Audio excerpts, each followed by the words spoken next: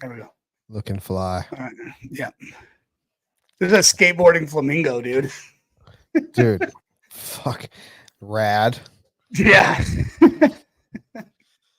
Well. How long has it been since we have graced the presence of the internet together, Chase?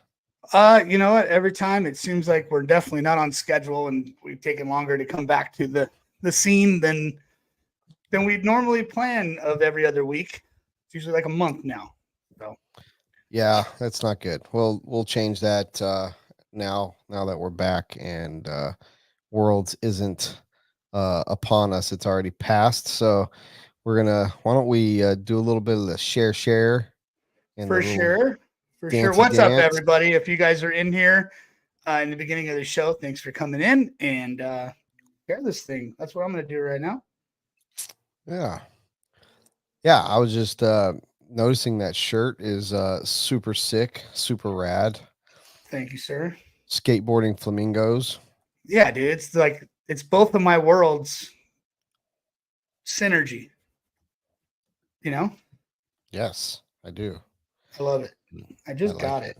It just had its first wash.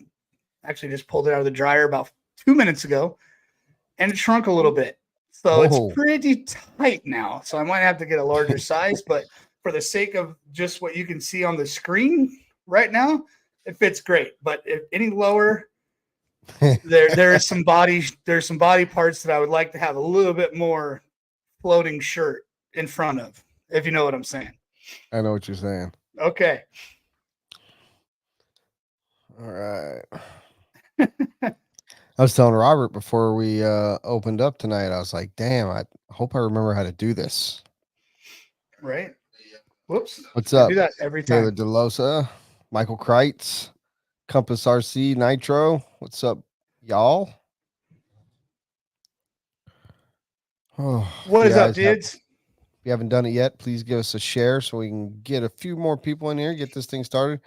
We're just going to banter and talk about Worlds. There's some upcoming races. We got a lot of fun stuff. Take some calls. I know we've got at least one scheduled caller tonight. Yes, we definitely do. And you guys will definitely want to hang out for that one because it's going to be a good one. Very good one. Ooh, I believe he's called in before, but I'm pretty sure he has. I'm not sure, but he's definitely a follower of the show. He's definitely heavy in the industry, as heavy as it gets. And can't wait to surprise you guys with that caller. He just says, let's see if anyone can guess who it is. He's building the track. Okay. All right. Well, that might help. Yeah, for sure. Yeah, if you guys could guess, we will send you I don't know. What could we send them? If somebody can guess in the chat who our surprise caller is going to be. Wheel and trigger hat. You will get a wheel and trigger hat. I don't even have a wheel and trigger hat, man. What? No. Did you make a different? No, you did send me one. The first one. No, is there another one? Yeah. We've had them forever. No, I have no new ones. Okay. So yes, if you can guess who our surprise caller is, you will receive a wheel and trigger hat. And one hint has gone out so far. He is building a track. Is that too much chest?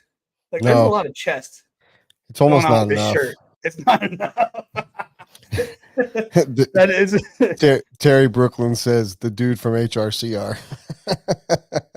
It is not the dude from that is HRCR. A good guess. That is a good guess. He did just build an oval, but no, that's not correct. Juan Carlos Canales. Now that would be one hell of a call in. Yeah. Right now he is probably at the club getting down. The guy from Buggyland. Welcome to the show, DJ Bronze League.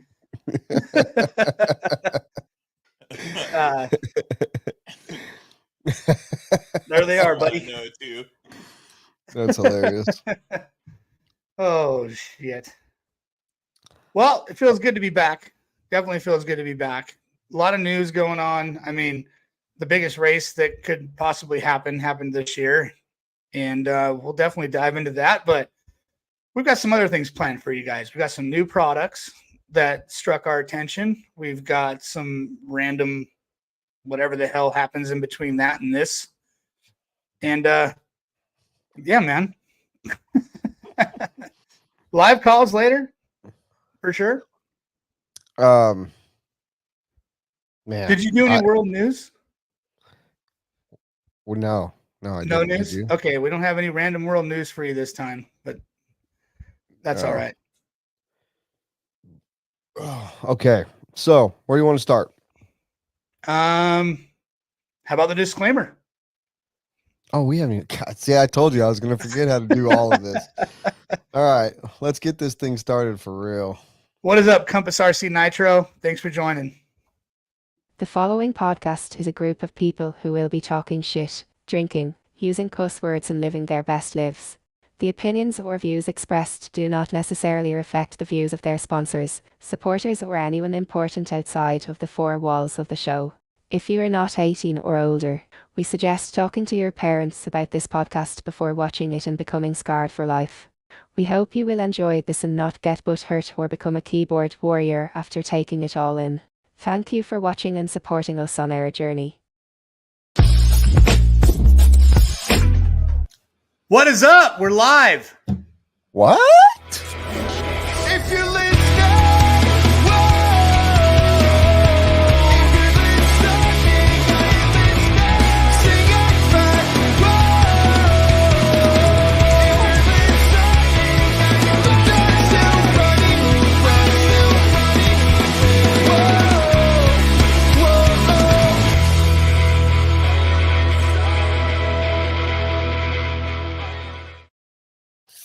Yes. Brad. Yes. Dude, I was just typing on this new laptop I got, and I'd like to thank you again for it because it's like, you know, those remotes, like those gag remotes you get for your grandparents, like with the big ass numbers and shit. Like, this thing has huge keys and letters on it. Like, I was just typing, it felt so nice. I could see them real good. It's kind of dark in here. You wouldn't know because I have a light on me, but everything else is dark everywhere. Well, so only the best for Chase or whatever I have. You know, yeah, whatever's laying around is the best for me. That's usually how it goes. Oh, no, it's not Joey. Good try, Sky Summer one. Yeah. Well, it's not Westergaard, Crystal. Lots of good guesses. No, it's not Adam Drake. You guys are definitely wrong, all of you. Good try. We're doing really good. I mean, I want to give away a hat. I will gladly ship a hat to the first person that could say, do I want to give another clue? That's the question. I don't think so. Okay. I mean, that is pretty. He's a big dude in the industry, and I mean big in a couple ways. Mark. I don't type on keyboards enough. I couldn't find where the question mark was. Shift. It's right by the shift button. Yeah, but it's in a different. I mean, I guess that's where it is on all keyboards, but I don't type very much, so I don't know where it's at. I found it. I found it. But he's a big dude in the industry, and he's building a track. So I think those are some. And when I say big, that's multi. Faceted. He's big as in like in the industry. He's also a big dude. He's a big dude. Exactly. That's what I'm trying to get at. He's a striking. So now you guys have like 3 clues. It's not Lefty. It's not Ricky Bobby. It's not BT. Not Lance McDonald. It is not Chris Nelson. Joe Bornhorst. Oh! Caden Carter gets it. Mike Fuller will be joining us tonight. Good job, Caden Carter. First person to name the correct answer. We will have Mike Fuller joining us here in just a little bit. Father of Caden and Mason Fuller. And he will give us a really good rundown of what happened at the Worlds because that dude doesn't forget anything. Nothing. So, Steve Wall, you missed it. You just missed it. Just missed it. Right out. So DM Brent or whatever Brent wants you to do to get your free hat, man. Right on. Yep. Send a message, Caden Carter. I'll message you right now. Just message me on Facebook, and we'll get you a hat. I'm actually texting back and forth with Mr. Fuller right now, making sure he's got all of his stuff dialed in. And yeah, I think we'll bring him in right after new product. New product. That's all I know. I only have one new product. I have two. I have two. So let me get back on the Facebook here so I can see our comments. All right. Bitchin'. Well, congratulations, dude that won. Yeah. Yes, Notch, your shirts have been in my OGO since I got it. We haven't ran into each other. You're welcome to come over and get it. True that. All right. All right. I will start with my product because What's up, Frankie Contreras? What's up, Frankie? And Ted Wilder. We got people joining in. Eric Lundball. I want to start with my product. I think this is really good, forward-thinking, original ingenuity. It's good to see this happening out there. Not a copy product. It's a good, new thinking product. So, Robert, if you can please post up the product I sent you. And Cole Ogden is in the house, ladies and gentlemen. No way. Say hello. What up, Cole?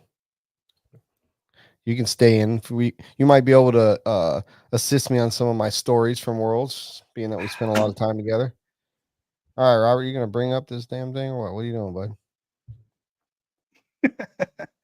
There we go. All right. This thing is cool.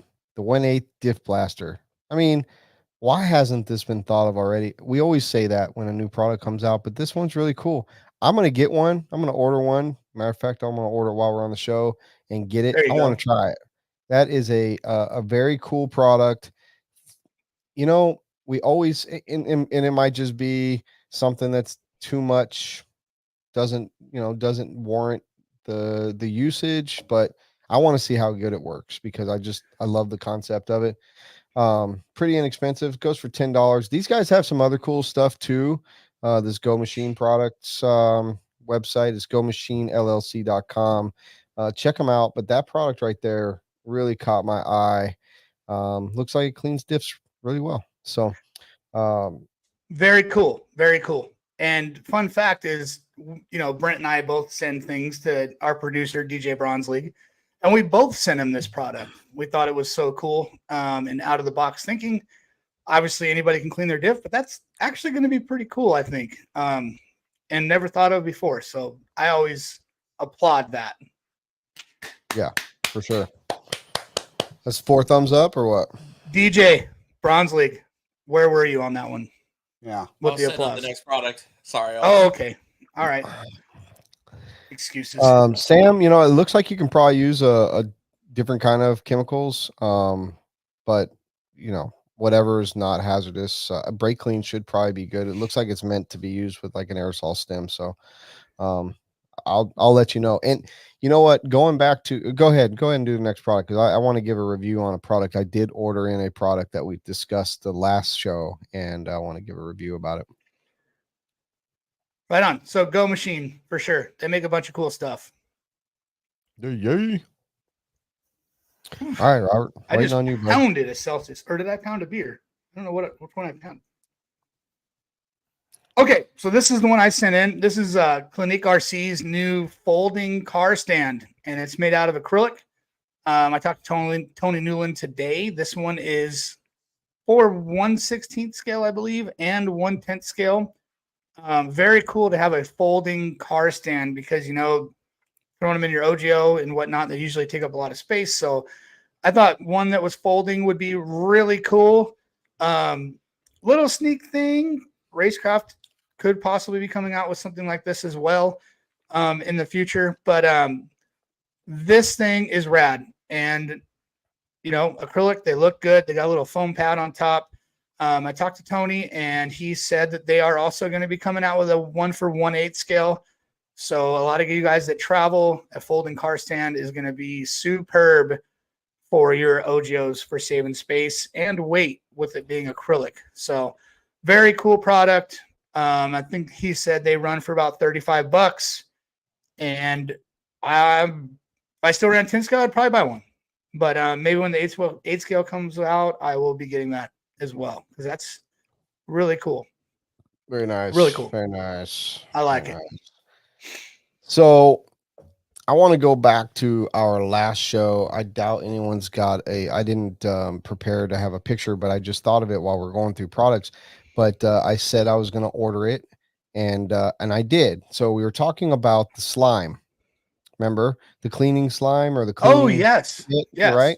So I ordered it, and two things. One, I used it actually in my vehicle, not on an RC car, to first, and it cleaned out like cup holders and stuff really good. And then I put it on my engine, and my engine was not like filthy dirty, but it was it was dirty, and it cleaned it pretty good. It's not as easy to like get it all around everything, but it did do justice.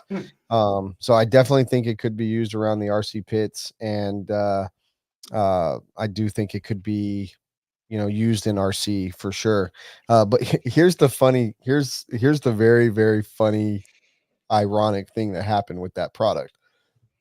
When I ordered it from Amazon, as we put on as we showed it on the show, it showed up in my house. And as most wives, their kids or whatever see an Amazon package, they want to know what's in the package. So I open it up and I pull it out, and my wife's like looks at me and she gives me this blank stare, like, really? I was like, yeah, we talked about it on the show. She's like, what about the one that's in your truck I got you for Christmas? Oh, shit. It's been down in the hole of my truck since Christmas, and I already fucking had one, dude. No way. And I never You have a used hole it. in your truck. There's just a well in your truck. Pretty much. It's a collecting well. so deep that I forgot that I had one of those already in my truck. That's pretty funny, man. Oh man, she was like, "What are you doing? You already have one." I was like, "Now, no, was that like a gift, or was that like a stocking gift?" It was like was that just in like a like I never used it or anything, So this whole time I had this shit in my truck. So yeah, thanks, babe. Love you. Awesome.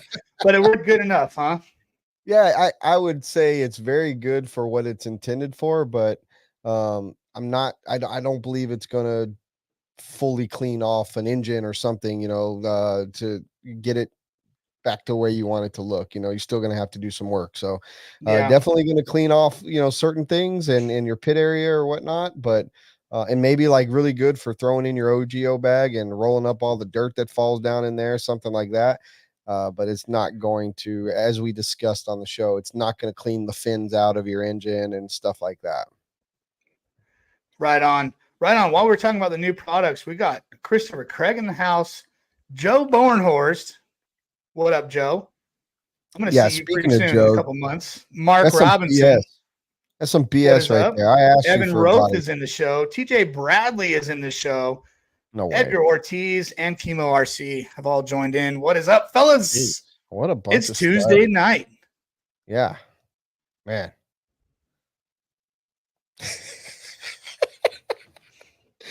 Okay, you got anything else? No, that's it for new products. We should be getting a call any second now from Mad Mike Fuller.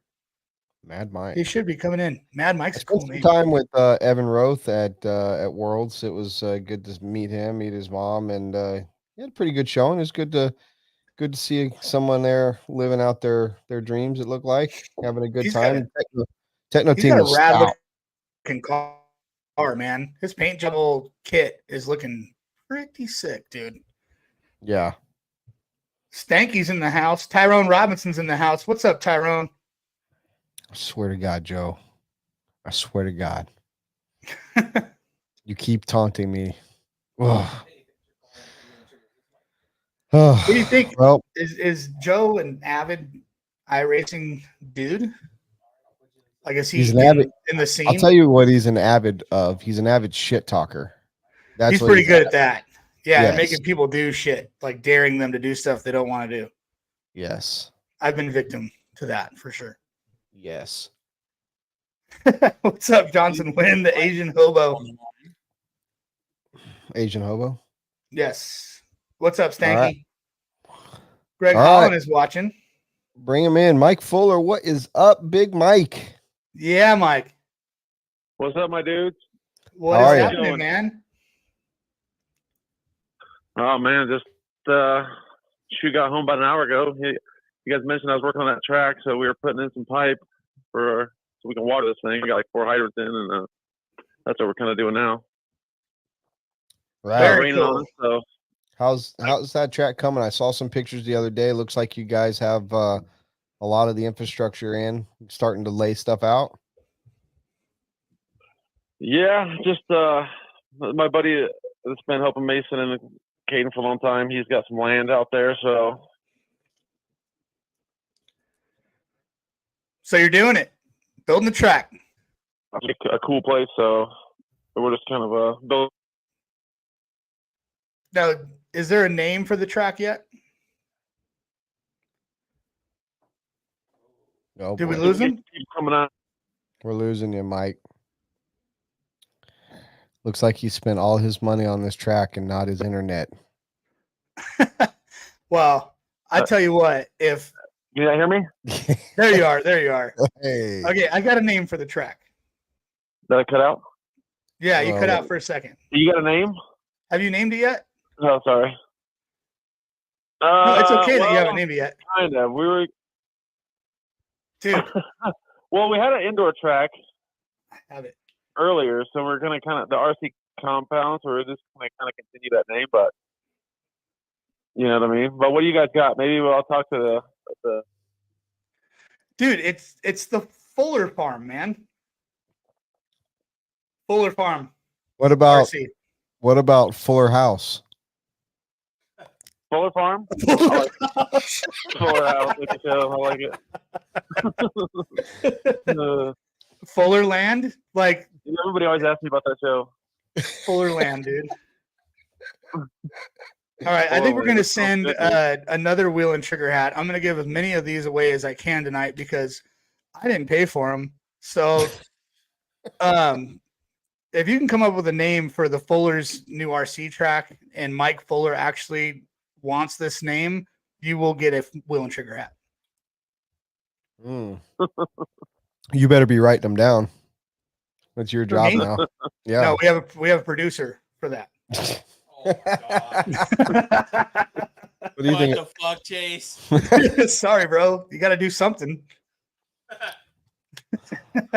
So, Mike, we're a couple weeks back from Worlds. What up? Are you back in the time zone? Oh yeah, dude. Those first few days were brutal, man. It was like 3 days, I think, to get situated. After that, I agree with that. yeah, that was rough. But I'm squared away now. Good. So, do you guys have a plan on a grand opening day for the Fuller Farm? Well, here's the thing. This is a development that it's like a 20-acre development. So he's building his business in there. He's got a heating and cooling company, and he's dividing this thing into like six lots. So he's got a road coming in. It's all going to be predicated upon when the road gets put in and whatnot. It's going to be late fall or probably next spring, most likely, realistically. Yeah, because you guys don't have much time left in your in actual outdoor season. Like you'll get the track done, and then it'll be snowed over by 6 feet of snow. Right? Yeah, you might get once December rolls. It's pretty sparse. Like you might get some good days in November, but you may basically have October, and then once October hits, it's gonna be Yeah, you guys are fucked. You might as well just throw in the shovel and start back up in February or March. But what's going to be cool, though, he's bringing in, so we got that pod right now for the lower level. And then we're going to put another pod on that, a 45-foot pod. But he's going to cut out opening, so set another pod for, that's going to be where you drive from. So we'll cut doors in that open up so we can have heat in there, essentially. You know what I mean? So it'll be kind of enclosed and insulated. Nice. Well, it should be good and we'll have fans in there for the summer, be shaded. Very cool. So, he's a heating and cooling guy, so possibly might even have AC in there. There you go. Is it your ambition to hold races, or is this just a training grounds for the boys to get even better than what they already are? No, this is what the guy that really is.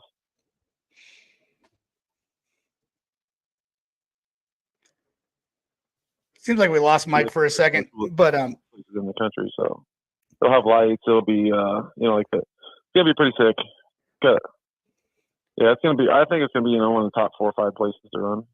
Nice, dude. I guess. Damn. Okay, well, we do have some contenders for names for this track that are coming in the comments.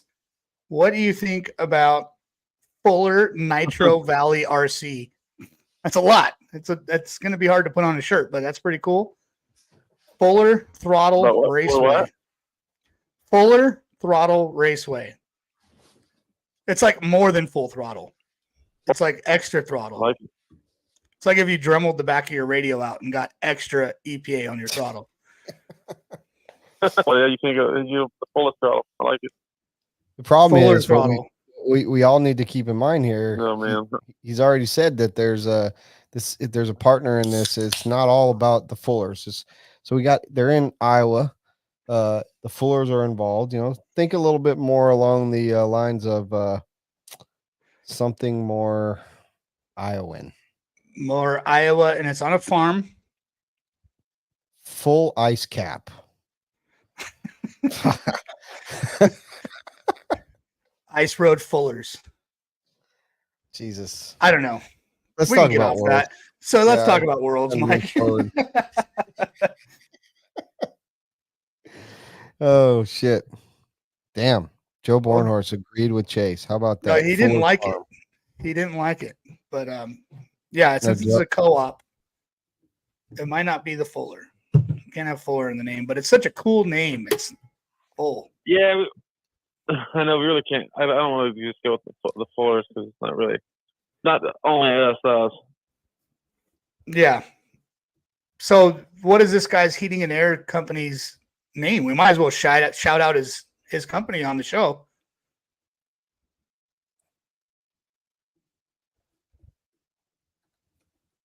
I don't know if we've got Mike with a good connection. Mike, Robert, hang that up. Let's try to get Mike to call back with a better connection or something. Something's going on there. Yeah. Mike calls back when you've got a little better connection because something's going on. Potato Speedway sounds pretty cool. Oh, now we're talking Idaho. That's Idaho. Spud Speedway. Spud Speedway. Speedway.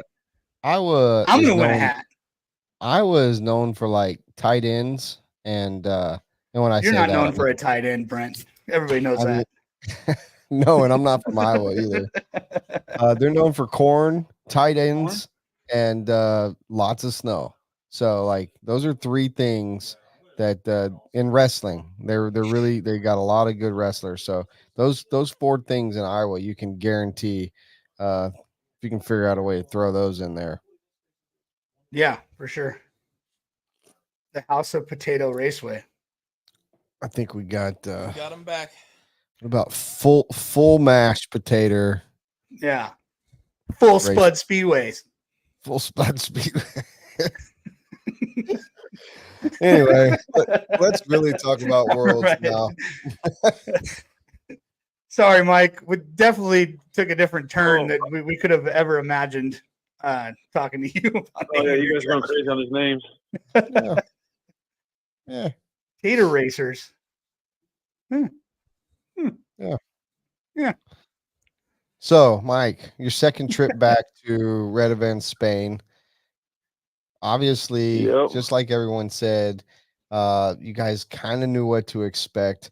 Give us a little bit of your opinion on just how it went for you guys, for you and the boys, going back this time around. Well, I was actually surprised on how much of the track was the same, but Mason was actually pretty pumped on it because he already knew the track, but I think it was so did everybody else. You know what I mean? But and the grip was amazingly high. The grip was higher than starting out last time. So, we thought we were going to be starting off, actually on pace, but we were still kind of like a little bit behind with how much grip there was. I remember watching that first run of guys, and these guys were just darting all over. There was so much grip. It was insane for a track to have that much grip right away. Yeah, I thought. I was in the second heat of practice, Oh, yeah, the so, very you second heat of the very first practice, and and it was insane. Yeah, right. It was like, whoa. I was like watching these guys, like, because I don't remember last year. I don't remember having that much grip right away. Right. Compared to watching these cars, it was like, whoa. It looked like a handful. I didn't drive on it, obviously, but watching the cars, I mean, I could see them a lot. And I was like, yeah, these guys are, they're getting kind of tossed around. They're not ready for this. Yeah. So were your boys pretty stoked that it was close or pretty similar to the last time you guys were there, or was it kind of like a not so stoked? Well, I mean, it was double-edged sword. I mean, they're like, I think they kind of want it to be different, but I guess they knew it a little bit. You know, they did. You had quite a bit of time out last time, but which everybody else did. So I think it was a little more even playing field in a way. As far as the track, you know, knowing it, but just not knowing that type of grip level, I think is where the Americans were behind. But the track, learning the track wasn't that much different. And a lot more high speed this time around, right? It looked like the track was really fast and everywhere.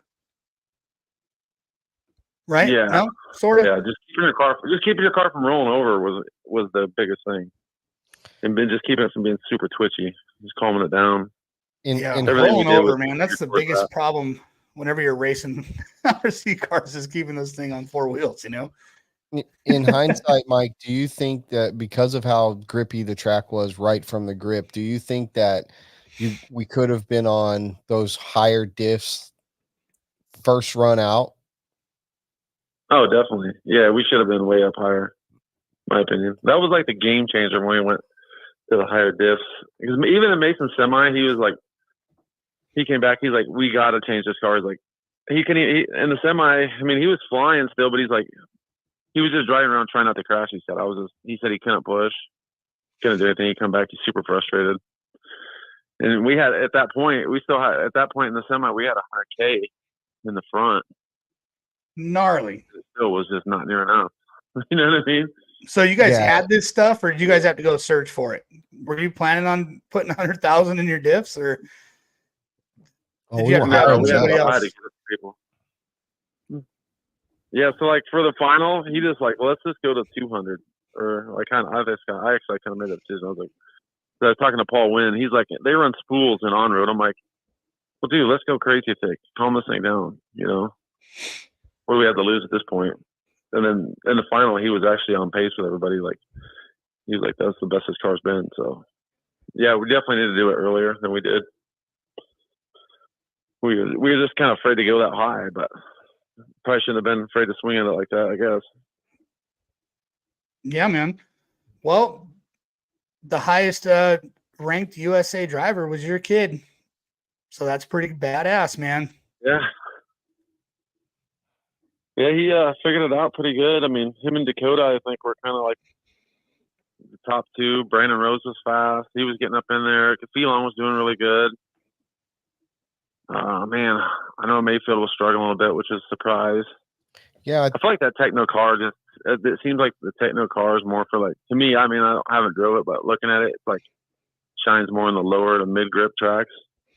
So I think for them, I mean, kind of just speaking from what I see, it seemed like it was a really struggle for them, I think. But it kind of car-wise, my opinion, it kind of put high grip to a whole new understanding and meaning, if you think about it, because we have certain races here in the States where high grip, you know, we'll all call it high grip, and go up on diffs and you know, go up 10 or 20,000 difference versus 100,000 difference, and go up to medium tires possibly in the middle of the day. But I mean, it didn't matter what time you were on that track, first thing in the morning at 8 or 5 o'clock at night or in the middle of the day, you're on almost the hardest tire, and you were on those high diffs. So like, someone asked, look like Notch asked on here, what were like 3 adjustments that you guys did to calm the cars down, especially, you know, on that high bite? sway bars. We were like up on a 2.6 front, 2.8 rear, I think.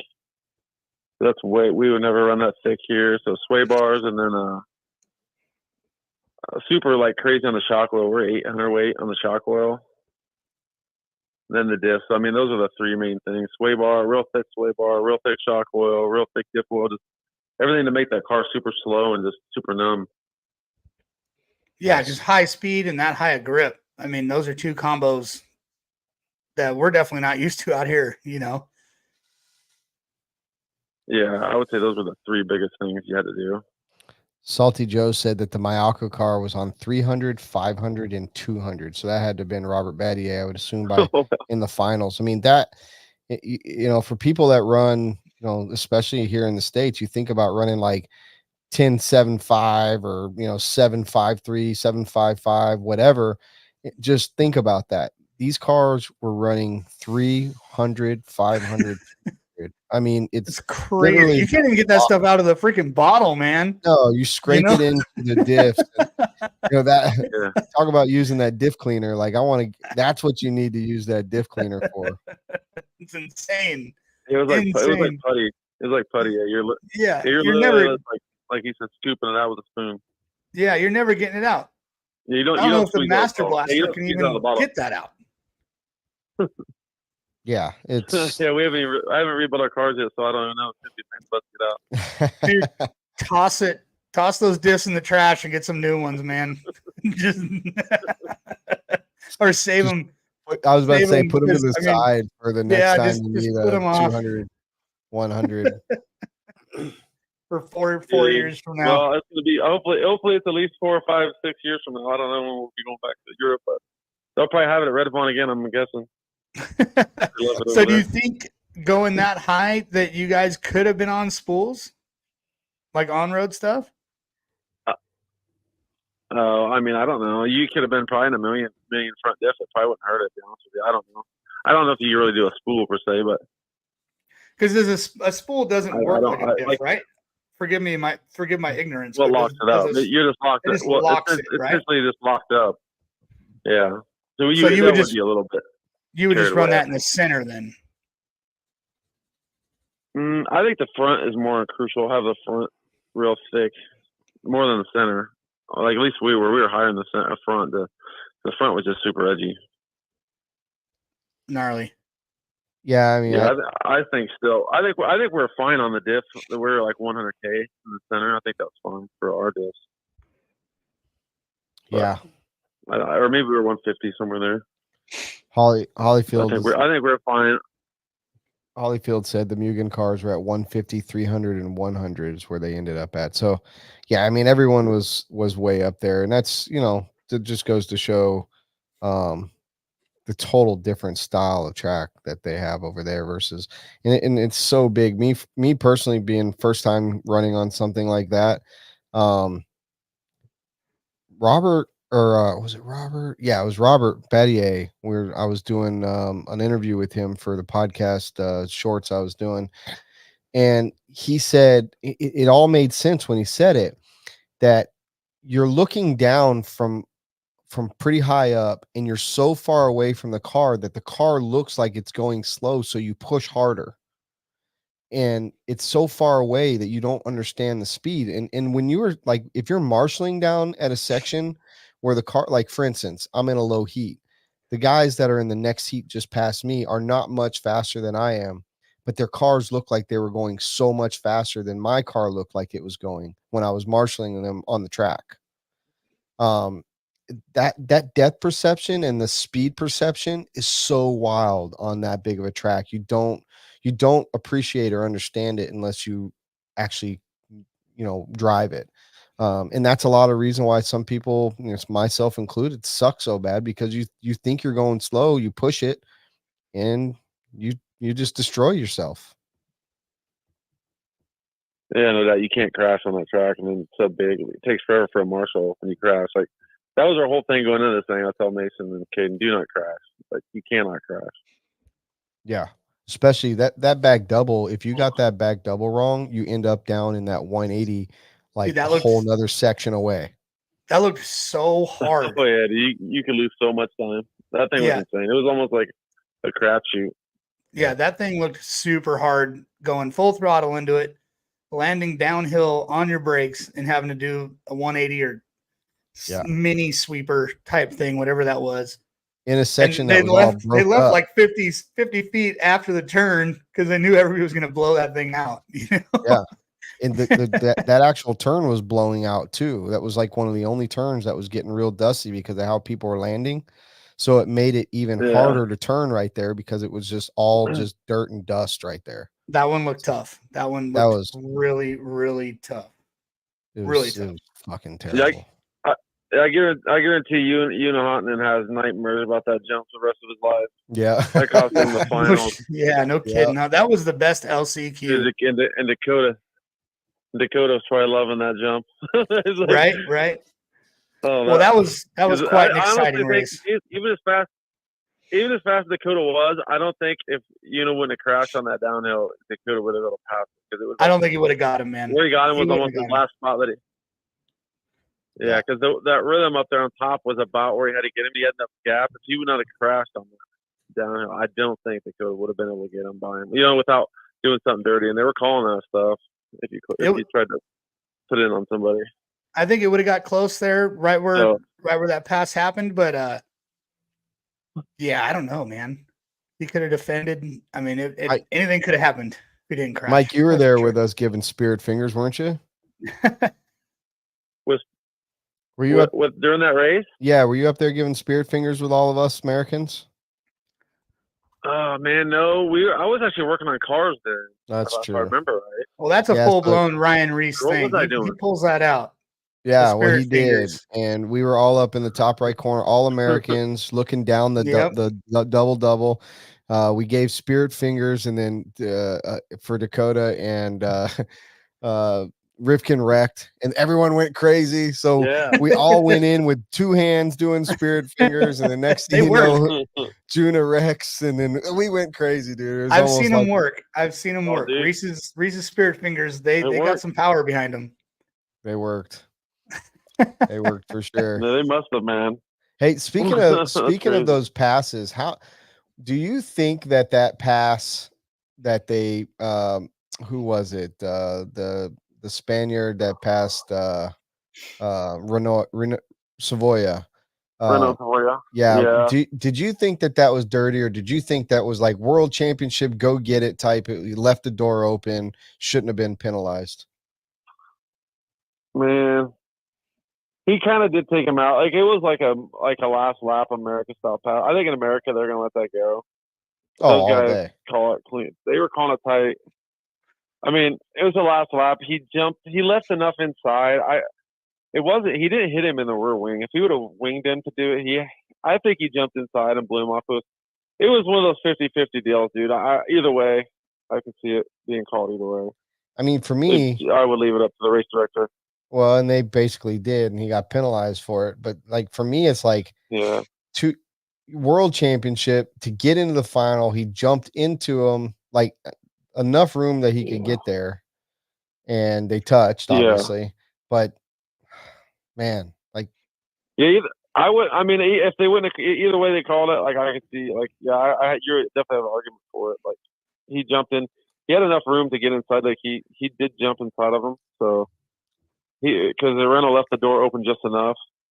Yeah. He could have went tighter where he would have had him in the rear wing to do it, and then definitely that would have been not good. But yeah, I mean it was close, dude. I wouldn't want to made that call. Yeah, Bornhorst says it's not okay. Yeah, Bornhorst didn't like it. I don't like the fact that racing comes down to the fact that people have to make a call up top. I like racing to be decided on the track personally, but that's just my one opinion. I'm not the one calling it either. So as a race director, when I used to run races, if they hit him in the back, like you get him in the wing, like anything behind, like that's no brainer. That was kind of like side by side. I don't know. He left enough room, so man, I would hate to make that call. I can see it going either way. Yeah. Either way it went, I would have been fine with it. Ametskala says, if the car fits, they will acquit. I love it. Right on. I have to jump out for 1 second, but when I come back, I have a question for you, Mike. So don't go anywhere, please. Yeah. I'll keep you busy while he tinkles or plays with his wiener. Yeah. What did you guys end up doing when you on your last couple days?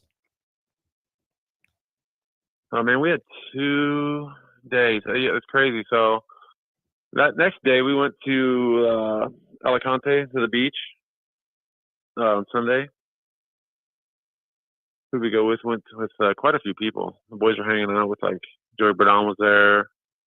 Cameron was there. Well, Cameron came late. I can't remember Cameron. I don't know. See, me and my wife went and we walked around while the kids went to the beach. Yeah. Heckers were there. They came late though. It was mostly Joey Bardon. You know, the boys were all hanging out, if I remember right. So I just went and did some sightseeing, looked at some shopping, stuff like that. Nice. It's always good to spend a little time with the wife when you're abroad like that, especially since she was a trooper and hung out at the racetrack for 7 days straight in the heat. Oh man, yeah, she was helping us out, getting us drinks. You know, she was huge at the house, getting everything ready. So yeah, without her, I don't know if we could do it. I'll be honest with you. Yeah, that's one thing about the Fuller family. Huge. Like you can, anyone that's ever watched you guys at the race, you guys work really well together. You have a good dynamic. The boys don't get rattled very easily. Your wife's there helping, doing her part. You're thrashing all the time. Like I don't even think you can sit still. Can you sit still?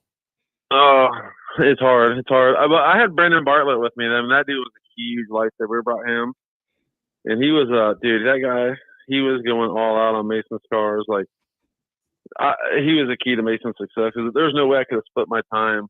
You think you're on one car, it's so fast. Like when you're racing there, everything comes quick, and we're doing so many changes. So having Brendan Bartlett there was from One Army. He's a sweet dude. He came over, and that was amazing having him help us out. Yeah, for sure. And they had some really rad shirts made, which I'm wearing right now. Brendan had some badass One Army shirts. So good. It's cool to see him there. And yeah, like you said, he was really rocking, helping out Mason. So stoked that he was there for sure. Yeah, he's helped me out a lot of races before with Mason. He'll help me pit. Like back in the HB days, he's helped rebuild cars before the mains and nationals and stuff. So he's super helpful. He really likes helping the boys out. Yep, another great family for sure. The Bartletts. Oh, they're awesome. They're awesome. Righteous. So I have things about them people for sure. Yeah, it's endless for sure. One last question for you. I don't know if it's the last question you're going to get tonight, but one that I wanted to ask was, how do the boys feel about how they did out there? I mean, is Mason stoked about that 10th? He got 10th, right? Yeah. Is he stoked, or does he feel like he left? Does he feel like he left something out there? Well, he left. He clearly left something out. He probably could have been 5th. I'm guessing. That radio deal. I don't know if I told you about that, but his radio died. He bought a brand new freaking N17 for this race, but he left a stock battery in it. He hadn't even ran it. He ran it one other race before this to get it, just to run it, and the freaking battery dumped during that freaking race. Oh, wow. So, dude, I'm panicking down there, dude. I'm like, oh, my God, what are we going to do, dude? I was like, to change a battery, you got to unscrew that plate and all this. And this battery's beeping up there. I was like, you're going to have a runaway here pretty soon, because it was beeping for, I don't know, it seemed like 25 minutes in or something. It started beeping. I'm like, oh wow. I don't know how long to go without beeping, but he had like another half hour left, I feel like. So, like, was it? Yeah, and that was like when Juan had just vibrating too? He would have been like, yeah, I don't know if it was vibrating yet. He just said it was beeping. So I don't know how long you have after it beeps to the vibrate. I don't know. But it was good. It concerned me that it dumped that quick, because he had it on the charger the whole time. So gnarly. But anyway, so I was like panicking. So I go up there. I'm like, what am I going to do? I go up to the pit to run up there. Luckily, Seth Van Dalen had one of them power packs sitting on the table. I was like, dude, I'll just grab that and then have him plug in a USB to the side. Right. Or, the USB, and then has the mini, whatever. I can't remember what. Yeah, mini USB on the side. So plug in a little bank there. Yeah. Yeah, so I brought it up there during his pit. He had to come pit, and I walked up the stairs, and then he had to put that thing and try to jam that thing in his pocket. He lost quite a bit of time, but then he still got back to like 7th, I want to say. He would have been probably 4th or 5th at that point, but then he fell back to like 7th, 8th. And then he was sitting there pretty solid. and then his freaking tire just shredded about the last 5-6 minutes, and that killed him. It was like a pit stop per lap. We probably should have brought him in and changed the tire. I don't know, but it's like you almost can't. Yeah, that was So, that was yeah. pretty brutal, man. We've seen tire wear in the past. I remember when I believe it was Australia when Davide won, and or what worlds did Ty Tessman win? I can't. Yeah, remember. I'm not a history buff. Well, Race. it was either the Tessman one or it was Australia that everyone was showing the pictures of like the tires coming off, slipped off after starting with like pin style tires, not bar tires, and everyone was like, "Oh my gosh, like the tire wear is crazy." This was a whole new tire wear situation. Like, and what's wild is the winner, Davide Angaro, who we've not even really spoke of, his tires still had tread on them at the end. It was insane. It was just insane the amount of tire wear, and most of it was with the JC tires. Is everyone that had JC tires was either super bald or already ripping to the foams.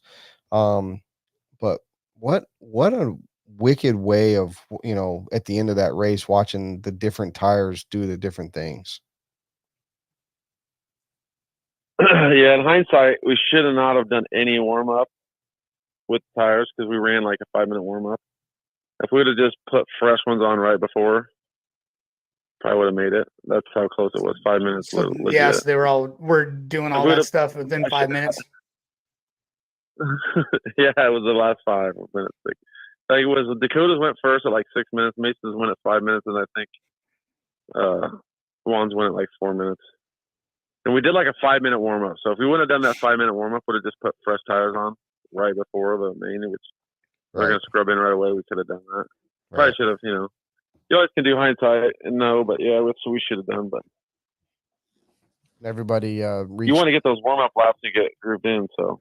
Right. Yeah, you want to kind of breaking your tires those first 5 minutes. Race, an hour-long race, though, you just break them in the first 5 minutes of the run, and versus.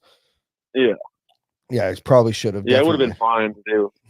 We should have done that, but so I don't know. I've never been a race where I didn't think about that. Where that crucial, right? Where Italy when Tessman won, that's what I was thinking because I knew it was during the time that Beach RC was open because I watched the race. When it happened, and then I know that in 16 Ronald Folk won, and so I know the history from there. So but it was in Italy, I'm pretty sure, where those tires were just shredded just like that. They were bald. But yeah, the tire situation, what did you think, what was your opinion of the quote unquote tire gate before it all got squashed?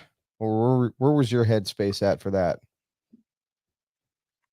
We were going to be screwed, and I thought everybody would be screwed. So it was like, whatever. Nobody's going to have a tire that's that size. Like, because I made tires for Caden. I didn't know it was going to be that way. They hadn't changed the rule yet. So I made tires that were like 115 before the run. They were like 107 after the run. So I was like, and he only ran 20 minutes, I think it was 20 minutes. It was 20 minutes. So I'm like, in 20 minutes, they lost that much. You're going to be 120 starting. I was like, nobody's going to have a legal tire.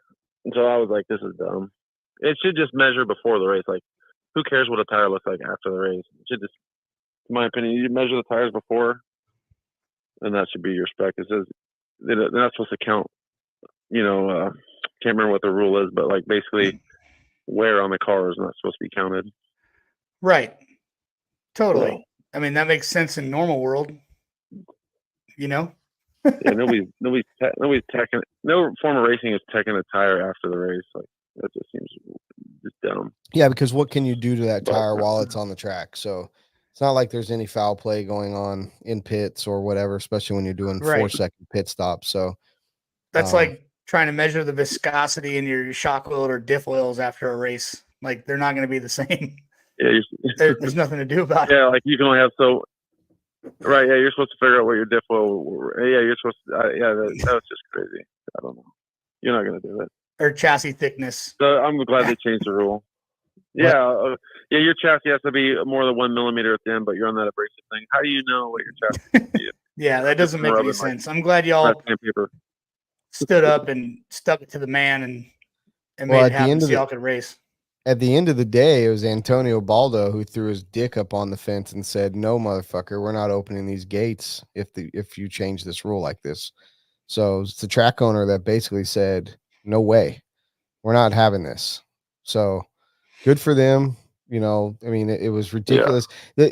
In my opinion, and I've said this before, if you're going to change something like that, it should have been done beforehand, because everyone went there with the intentions of it being done of a pre-tech, like it has been for the last 2 or 3 Worlds, the last couple Euros. Everybody went to that track with the exact same assumption. That's how they're going to do it. Yeah. And for somebody to protest, if you're going to do that, you have to, IFMAR needs to put out a statement, stage 1, stage 2, whatever shit they want to do, put out a statement saying at this year's Worlds, we will be post-teching the tires.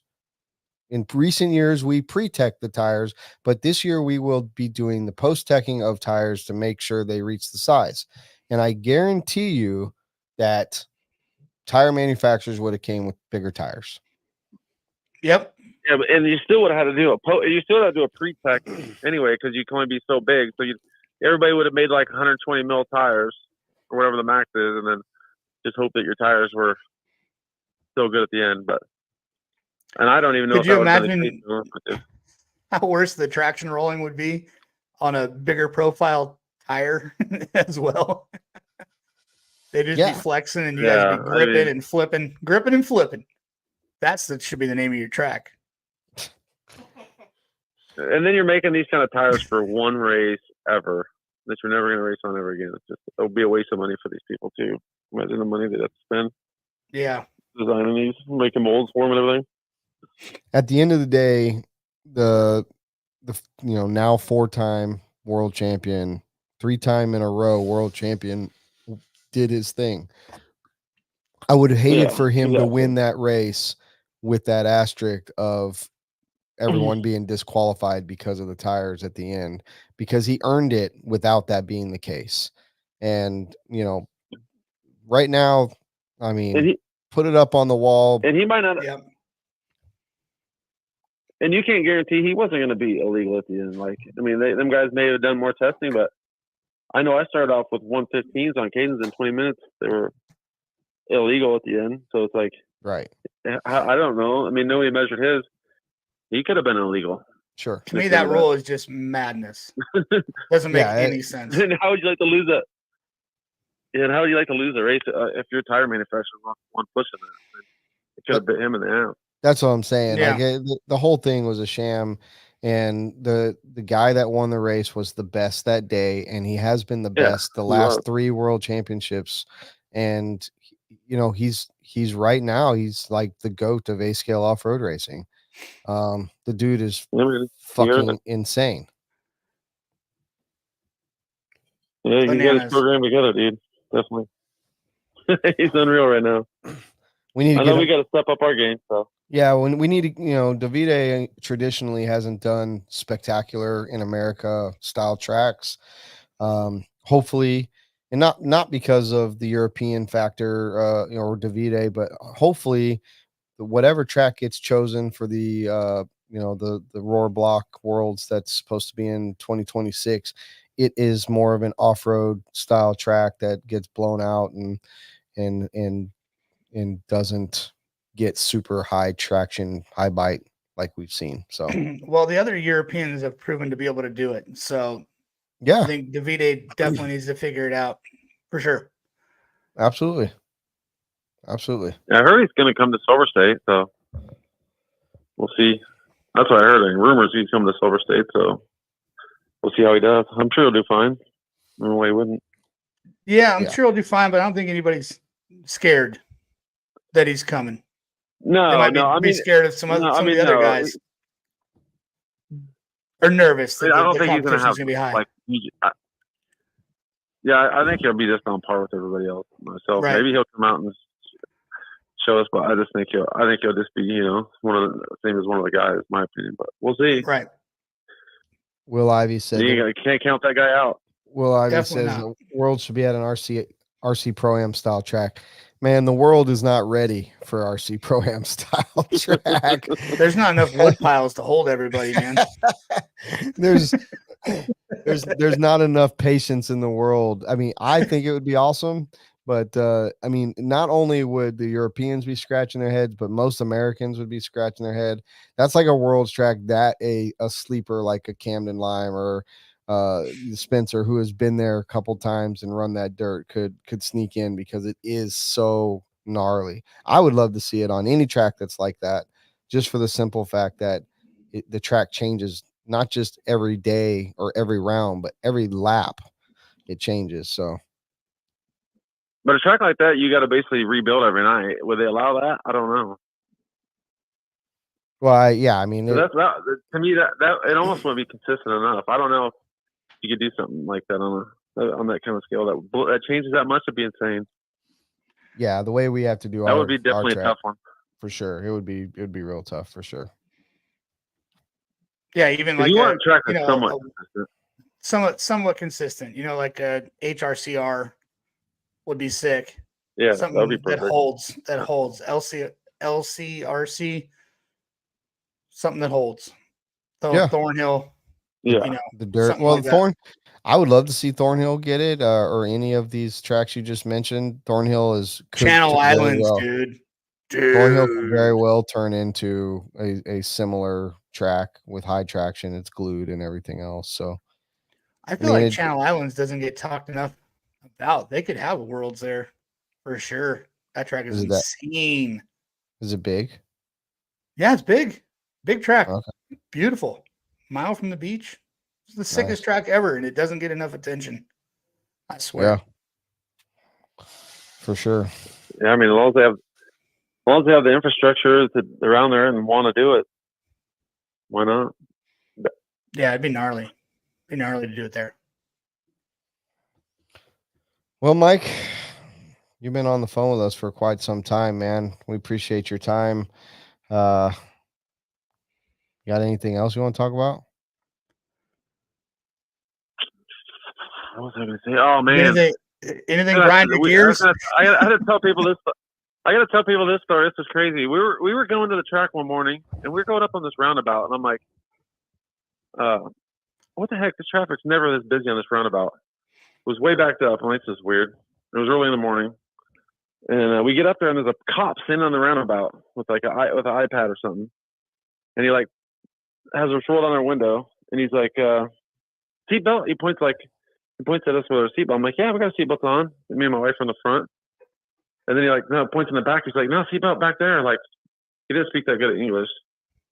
And I'm like, oh, yeah, no, they don't have them on. Like, I didn't think it was a problem. He's like, they must wear the seatbelt or whatever. And he kind of started getting mad. And I'm like, oh, put your seatbelts on. Put your seatbelts on. And he's like, why do you not have them on?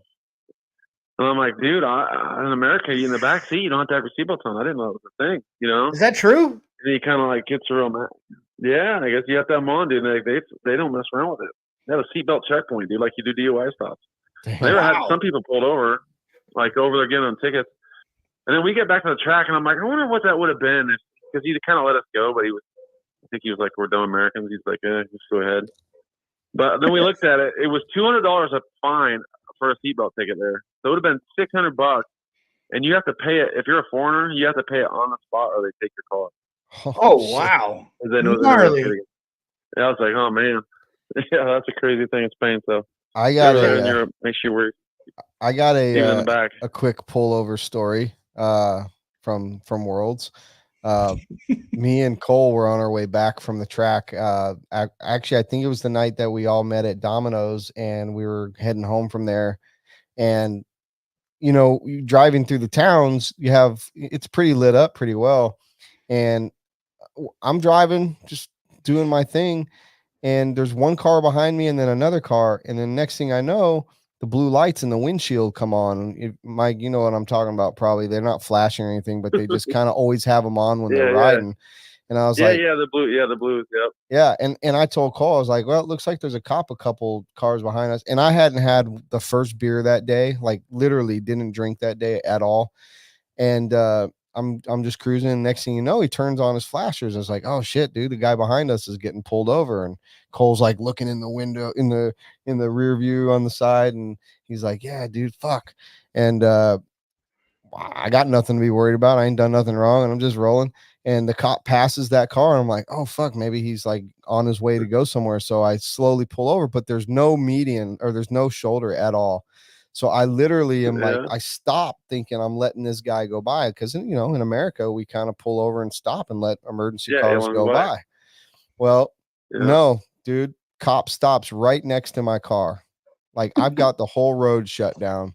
Cop stops right next to my car. So I roll down the window and I look out, and there's a female cop in the passenger seat, male cop in the driver's seat. The female cop starts talking and saying her name, like using her hands, and the male cop starts getting loud and giving me these kind of like hand gestures. And I look over, this is no lie. Cole Ogden, if he's still in the chat, he can confirm this. I look out the window and I say, "No habla inglés." I was like, oh shit. You're like, wait a minute. I just said the wrong thing. Yeah, so they literally stop instantly and look at me like I'm a complete idiot, and I am. Yeah. So they go on and they start like yapping now they're getting loud at me, because now they think I'm taking a piss probably and being shitty with them.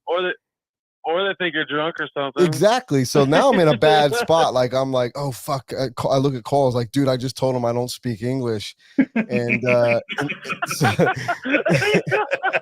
I swear to God, this is what happened. This is fucking the most crazy fucking thing. So they start looking at me and they start talking, both of them at the same time, and I don't understand a damn word that's coming out of their mouth. And they start doing this with their hands. And no shit, I have this rental car with automatic lights turned on, and I don't have any fucking lights on. So they're telling me I got to turn my lights on. So I look and I was like, I don't get it. And they're like, they point down, and I was like, oh, my lights. And I reached down. I was like, okay, I turn it off auto. I turn it on to on. And they're like, they got like shitty with me, threw their hands up. Like, yeah, you fucking dipshit. So I said, oh, thank you. And I rolled up the window and left. You're like, this idiot can't. No wonder his lights are on. Like, he can't even speak his own language. I don't know if they like wanted me to stop or pull over or do anything. I just rolled up the window and took off, dude. That was the end of that situation. We were done. Now, yeah, Mike, I didn't know that it was. Is it any back seat in America you can drive with no seatbelt in the back? Probably not in California. Yeah, probably not in California. Well, at least in Iowa it is. Oh, yeah, you can't ride back in trucks in California. Unless you're a kid. If you're an adult, it doesn't matter. Like, you have to be like under 13 or something. I can't remember the age. Like, maybe you have to have one of them, but the adults don't matter. I don't know. That's in Iowa anyway. Interesting. I like that rule. Yeah. Well, Mike, thanks for calling in, dude. Have your lights on, though. Yeah. Yeah, you got to have your lights on when it's dark.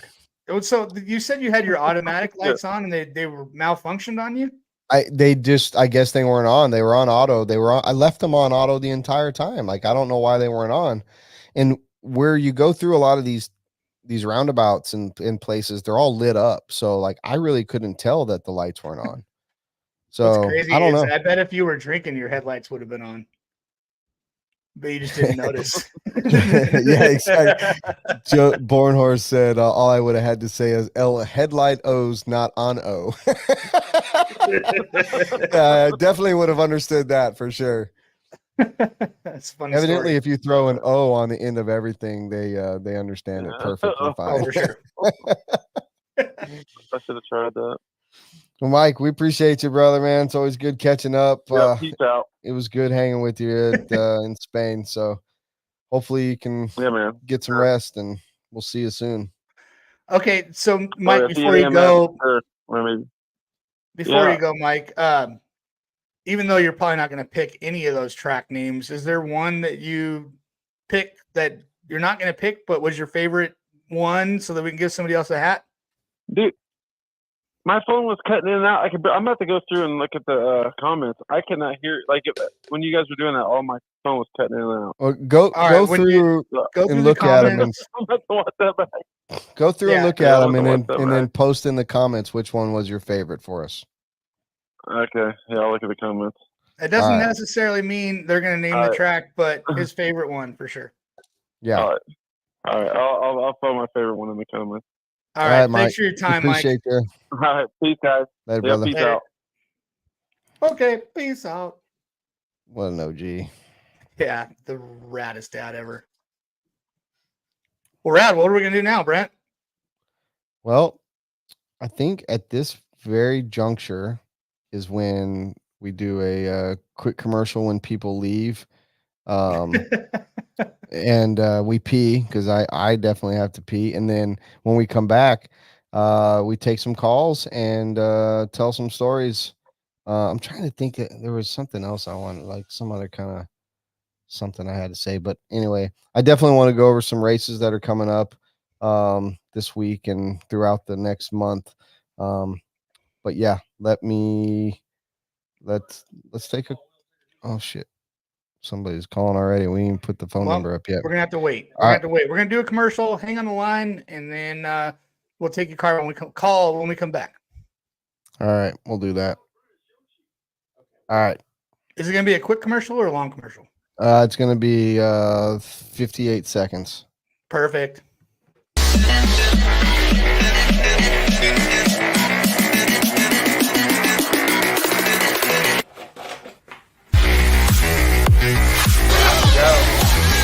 Quality.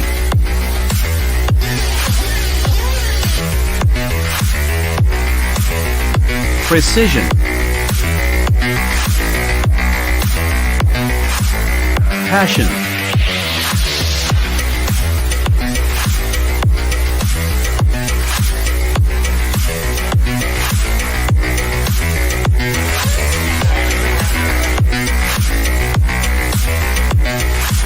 For servos, batteries, and fuel, go to nitroproracing.com.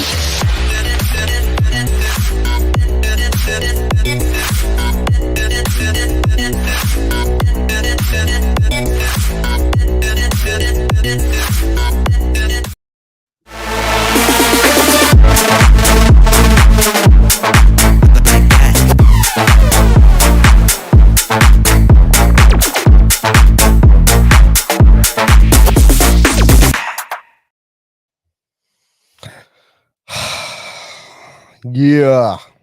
Waiting for Chase. He's draining that main vein. I knew we'd lose a few. It's never good when you got to piss, Robert. You know what I mean? Yeah, taking a break's no fun, but it is what it is. People come back. We got some calls lined up. Maybe they're taking a break and maybe they're scrolling through Twitter during their shitter. True. Word. Hello. What up? Sorry. I took a little bit longer because I didn't have to pee, but I forced myself to pee. So I kind of just stood there. I was like, come on, little buddy. We got a nice little donation from Mr. Mike Cherokee. Thanks, Mike.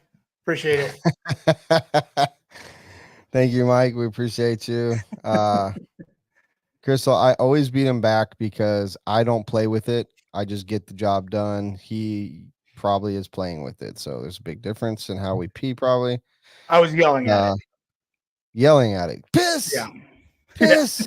Because I usually have to pee when I'm about to pee myself.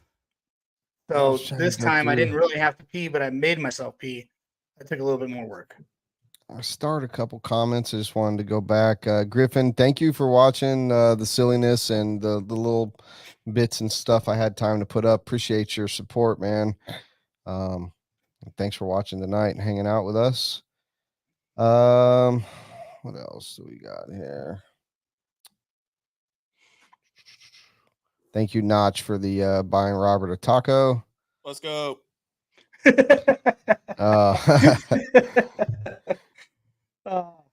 Robert is always here, ladies and gentlemen. Lady and gentlemen.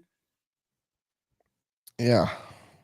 So anyway, before we take some live callers, do we still have one? We do. We have one. I'm sorry. We got one on the line, so we'll talk about races after this. From what I understand, it's a long-time listener, and we haven't heard from him in a long time. Let's put him on. Let's see what we got. Yoshi. Yoshi. What's going on, Brent? What's going on, Chase? What's up, dude? brother? I know we had an amazing weekend. I was so excited. I was jacked up. Sick, man. Oh, yeah? How so? Yeah, I was Why? jacked up. What'd you do Son this? of a Mountain Dew.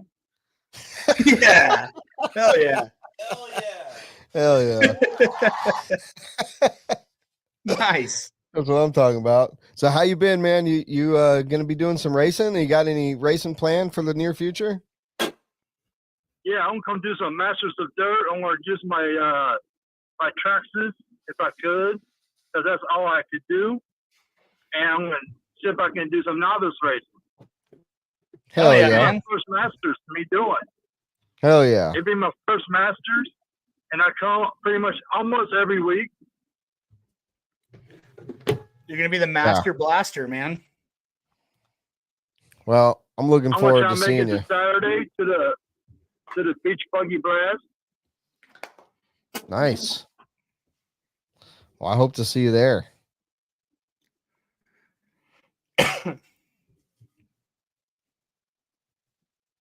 All I'm so right. glad to have you guys back on, man, because you guys been absent. I know we've been lagging, dude. We've been lagging, but we're gonna try our best, like we say every time, to get back on the program. You know, we've got lots of sponsor revenue coming in that we have some commitments to fulfill. You know, Yeah.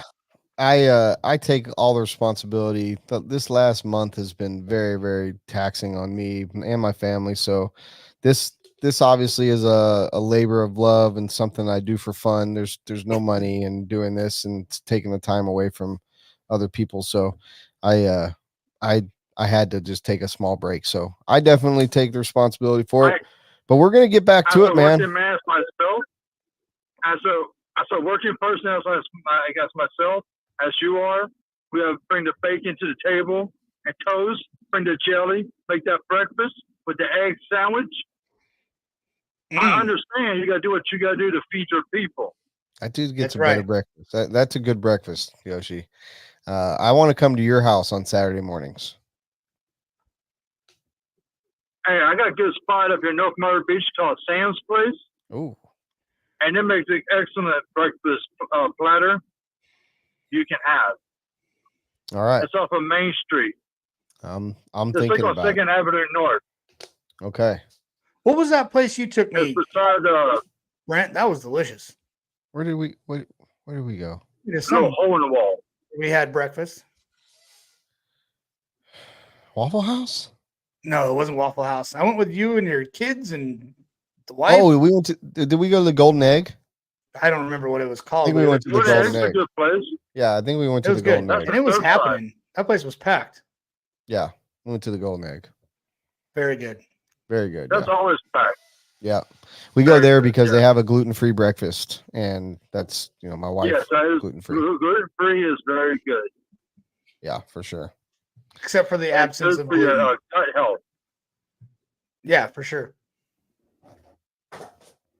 Yeah, good gut health to race good on the stand. Damn and right. drink your water and take your fish vitamins. Yeah, I take my vitamins. I just bought vitamins today. What'd you get? I got one a days.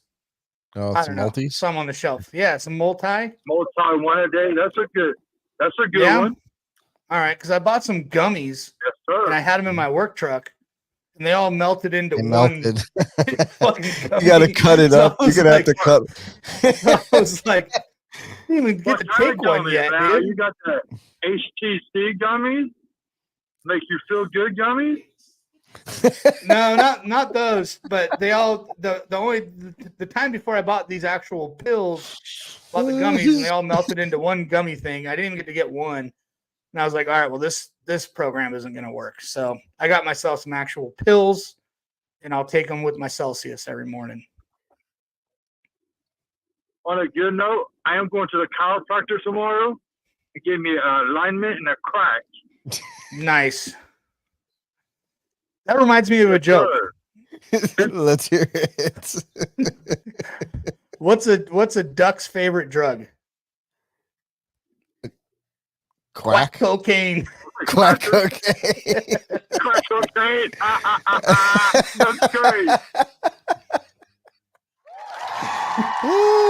Thank you. Yes, I'll be sir. here for another 40 minutes. He said that not the HTC gummies. What are the HTC gummies? No. Wait, those letters We are supposed to be can't have the rearranged, real huh? gummies here, so we get the generic gummies. We get the HTC around here. We don't get the real ones. We don't get the real ones, man. Shit. We get the generic knockoffs. Nice. Welcome to South Kakalaki. Kakalaki. Oh, man. All right. Hey, hold on one sec there, Yoshi. We got a stat here that the stat man has gotten for us.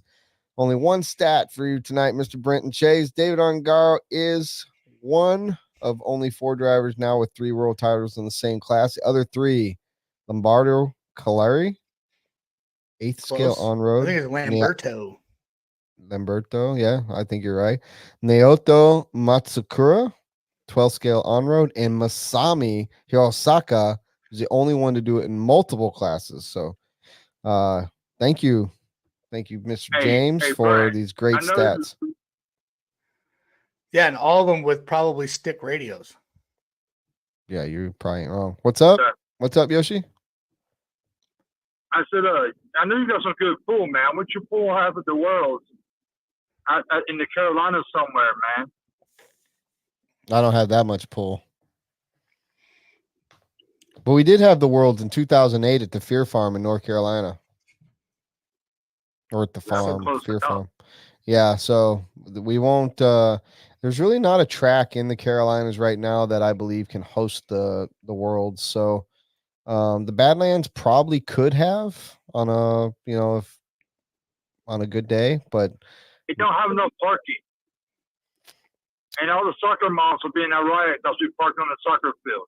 yeah, I mean, we would obviously block that couple weeks off if we were to get it, but yeah, I think the Worlds is going to be best suited one of a few places, and that's going to be Thornhill, LCRC, HRCR, or A Main. Those are like the 4 places in this country, I believe, that are suited to hold a Worlds that are permanent. That doesn't mean that somebody couldn't bid for a Worlds in a non-permanent type facility or an arena or covered something.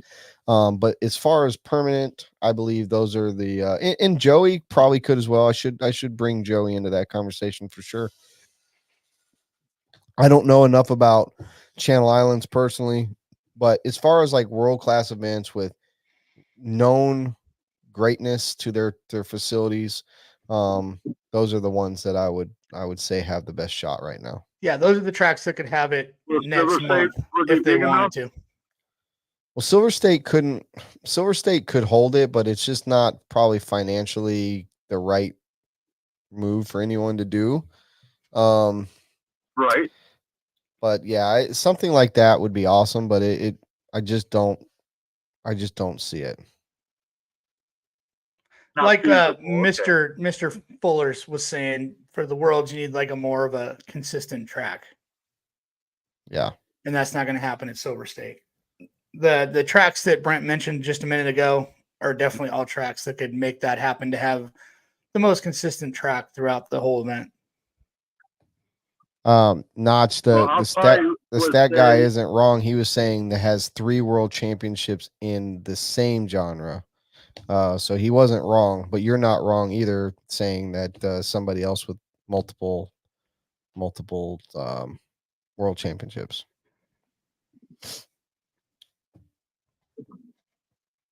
Word. That's interesting. All right, That's Yoshi. interesting. We appreciate your call, man. Make sure you call back next time. We love having you on here. Yeah, good luck Oh, at yeah, Masters, I man. hope that, didn't make you lose no viewers. You know what I'm saying? I hope I brought some into you.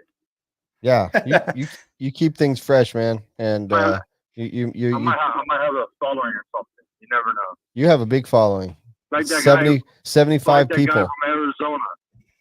We haven't heard from him in a long time. I think aliens might still have a cuckold on him. Hey, I give you an update. There's nothing to do with that dude. We're having a new Taco Bell opening in Long. Oh, Good news. Good news. Robert wants to know where. It is up here beside Pearson's Place on Highway 9. Oh When shit! you go past That's the right. Tiger No, Mart that is with right. the Bojangles, Yep. No, I pass it every time I'm going on my down way. to the Bingo. Yep, I know where it's at. Yep. All To right. the Bingo Hall. Yep. It's right there in the Bingo Hall parking lot.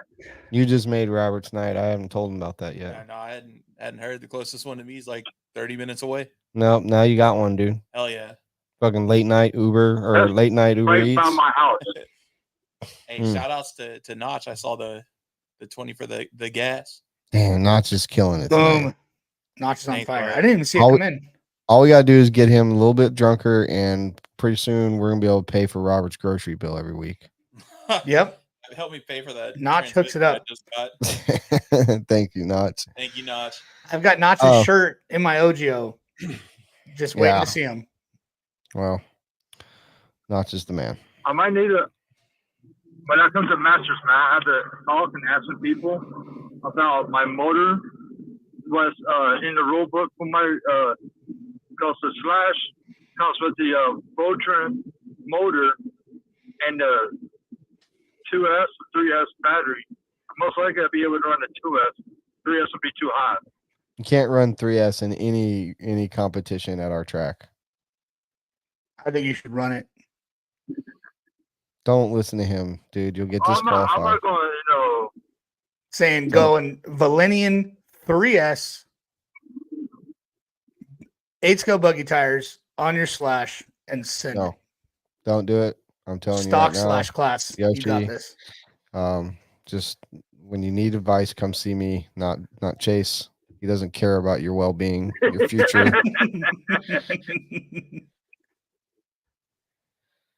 All I right. do have a And a Hobby wing. Wing motor and a Big Hobby wing. Wing ESC. A big wing, like you see on Yep. back of Civics, like on Hondas. Yep. Shopping cart slash. Yeah, Right I've on, been Yoshi. posting Well, forever thanks for the at call, Masters. man.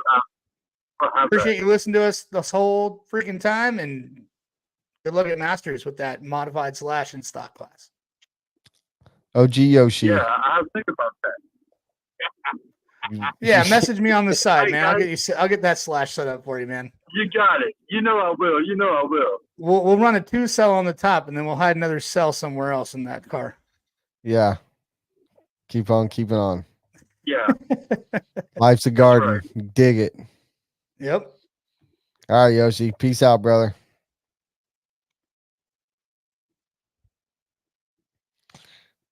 All right. Well, Mark Robinson just came with a fun fact and stat that Ongaro ran 1 hour at 95.8% consistency. Oh, there it is right there. That is bananas, dude. Yeah. Bananas. Think about running 5 minutes at 95.81 I consistency. tell you what, last Friday I ran 20 minutes at like 89%. Yes. So, dude, insane. That's a huge, Absolutely insane. huge difference in skill level when you've got a guy that can do that. It's unreal. Yeah, I was listening to the No Name part 1 of their IFMAR show today on my way to work, and Ongaro's top 5 was like 0.2 faster than everybody else. His top 10 was 0.2 faster than everybody else. He was just faster, dude. He was untouchable. So I was up in the top right corner where we were giving the spirit fingers. And when you heard Ongaro come around that right turn before you go, or it was a left turn before you go down the double, and he wasn't around any other cars, it was really eye-opening on how he drives, because it's just a real smooth, And most other guys that would come around that corner is almost like they're stabbing the gas. I mean, they would roll onto it a little bit, but it would be like, where he was just like constantly, like never stabbing it, never spinning the tires. Just so smooth. It's truly impressive. It's really impressive how smooth he really was. I watched him do it 2 years ago. It was the exact same way. It was that smooth 2 years ago as well. It was insane. This beer's got some shit down in the crevice. I don't know what it is. But yeah, he is. Here's another fun fact. So I was packing up my stuff and putting it in the rental car, trying to get cleaned up so that when the race was over, I could just hang out and talk with everybody and all that. And I was putting it away, and Angaro comes up and just, pisses right in front of my car, like out towards the field or whatever. And when he turns around, I like his style. Yeah, just like any man that stands up and pisses would do. And he turns around and he's walking back towards the track, and I was, I know him all right, and we talk a good bit. So I was like, man, good luck today. It's gonna, look, your stuff looks really good. And mind you, this is 20 minutes before he gets on the driver's stand to race. And I tell him good luck, and he says to me, yeah, man, if my fucking car would just turn, I think I could win this. That's 20 minutes before the race started. So he was not happy with his car 20 minutes before that race started. That just shows you how insane that kid is when it comes to racing these cars. Like, he manipulates that car to a whole new level. But he's real humble. He's a good kid. And I think he deserved it. I was impressed by his performance. I thought it was Juan's year. Thought he was going to get it, and he just, a little bit of bad luck. Luckily for Juan, he flamed out after the line and not before the line, because that would have cost him a ton of time. But and Elliott Boots looked amazing. I mean, talk about a guy that's getting older, that's had some pretty good luck, but still like never really been there. For him to make that charge second at the Worlds, insane. Yeah, exactly. For him to make that charge at the end, it was pretty impressive for sure. And how about Robert Battier, dude? I mean, the dude is way up there in age, 7th place. Yep. I mean, and on a car that, most of us would like to not think exists. Yeah. Whatever. Most of us. Maybe not everybody. Well, you have some personal ties with that car, but I think it's cool. So one thing I haven't shown, I did post a picture of it, but I did get one of my Worlds bodies signed by, I don't know how many it was, lots of pros. Nice. Almost all. It was definitely the whole A. It was pretty much the semis, the A final, and a couple people like Scott Yang and Paul Wynn, Jason Rona, some of these names that weren't racing. Who wasn't there was Yuchi Kanai. I wish I would have gotten him to sign it, but yeah. So real nice piece. And believe it or not, I was asked for one of my bodies. Hey, now there you go. It is now on display, I think, at the Modelics corporate offices in Spain, and then I did so on opening ceremony day, I did a jersey swap, which Juan Carlos posted a picture today in my photo dump. I did a jersey swap with Juan Carlos, so that is getting framed. He signed a shirt for me. It'll go up here in the podcast studio. So I've got that shirt, and then I did if anyone saw the World shirts that I made for the Beach RC team, I did a swap with Battier, and I got one of his driver's shirts. So all in all, cool. I came home with some really cool swag and some good mementos for the what I didn't come home with. I don't know how many times this some bitch told me, he's like, just all you gotta do is ask me for a body, I'll give you a body. So I asked Joe Bornhorst for a body. Guess what he said? No. Yeah. Joe's all talk, man. All talk, dude. Said all he's told me on the podcast. He's told me over the phone at races. All you gotta do is ask. Oh well, shit, my bad. I should have just asked. So I asked. No. Well, we do have a Joe Bornhorst wing in the racecraft room. Not a body, but we have a wing. Yeah, I got and a shot leg. on. We got a sexy leg in there. Dude, a sexy leg is that? I mean, it's almost. There's not many things that are gonna beat someone's leg. You know, there's some of the up. top drivers in the world's bodies hanging in the racecraft room, but you know what everybody's stoked on is that fucking leg, man. Like, everybody's like, I cannot believe you have a leg. And it still surprises me to this day that we have a fucking leg in there. It's crazy. Yeah, well, this Joe guy, this Bo Jornhorst is a piece of work. That's all I gotta say. Yeah, Joe, DNC, I'm getting a body. Piece of work. I'll steal it off your car, dude. I should have just gone and ripped one off his car and said, yeah, that's all you got to do. That's all you got to do. Piece of work. So, let's see here. Call in now. We're going to take some calls. We got a good old 25 minutes or so to take some banter. Oh, let's go over races while we're waiting for a call. This weekend, some big, we got our last race at Beach Hobbies. It's a Beach Buggy Blast. We do it every year. We let e-buggies come in a race. It's all buggies, no trucks. Not a huge race. It's a little trophy race. But the big race this weekend is the Peach State Classic down in Georgia. Mark Moon puts on. That race should be pretty epic. I know Elite RC does the all the broadcasts and everything. Man, this beer gets me all gassy. Then in 2 weeks is at my shop. Those ones are designed for girls. Yeah, tell me about it. What's one in my fridge? I didn't go and buy any other beer. But I got stuff designed for man that not even you would drink, so I don't even want to hear about it. All right. Touche. I've got Dixie Nationals, which is shaping up to be our biggest Dixie Nationals ever. We already have more entries online than we've ever had, like, in history. So that's our big dirt oval race that we put on. And then in 4 weeks from today, or basically from this coming weekend, Masters of Dirt, which that goes live tomorrow.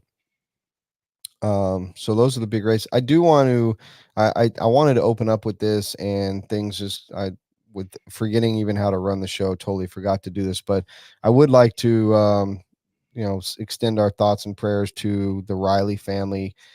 Ed Riley, the owner of Overcast Speedway in North Carolina, passed away, from what I understand, from a heart attack late last night.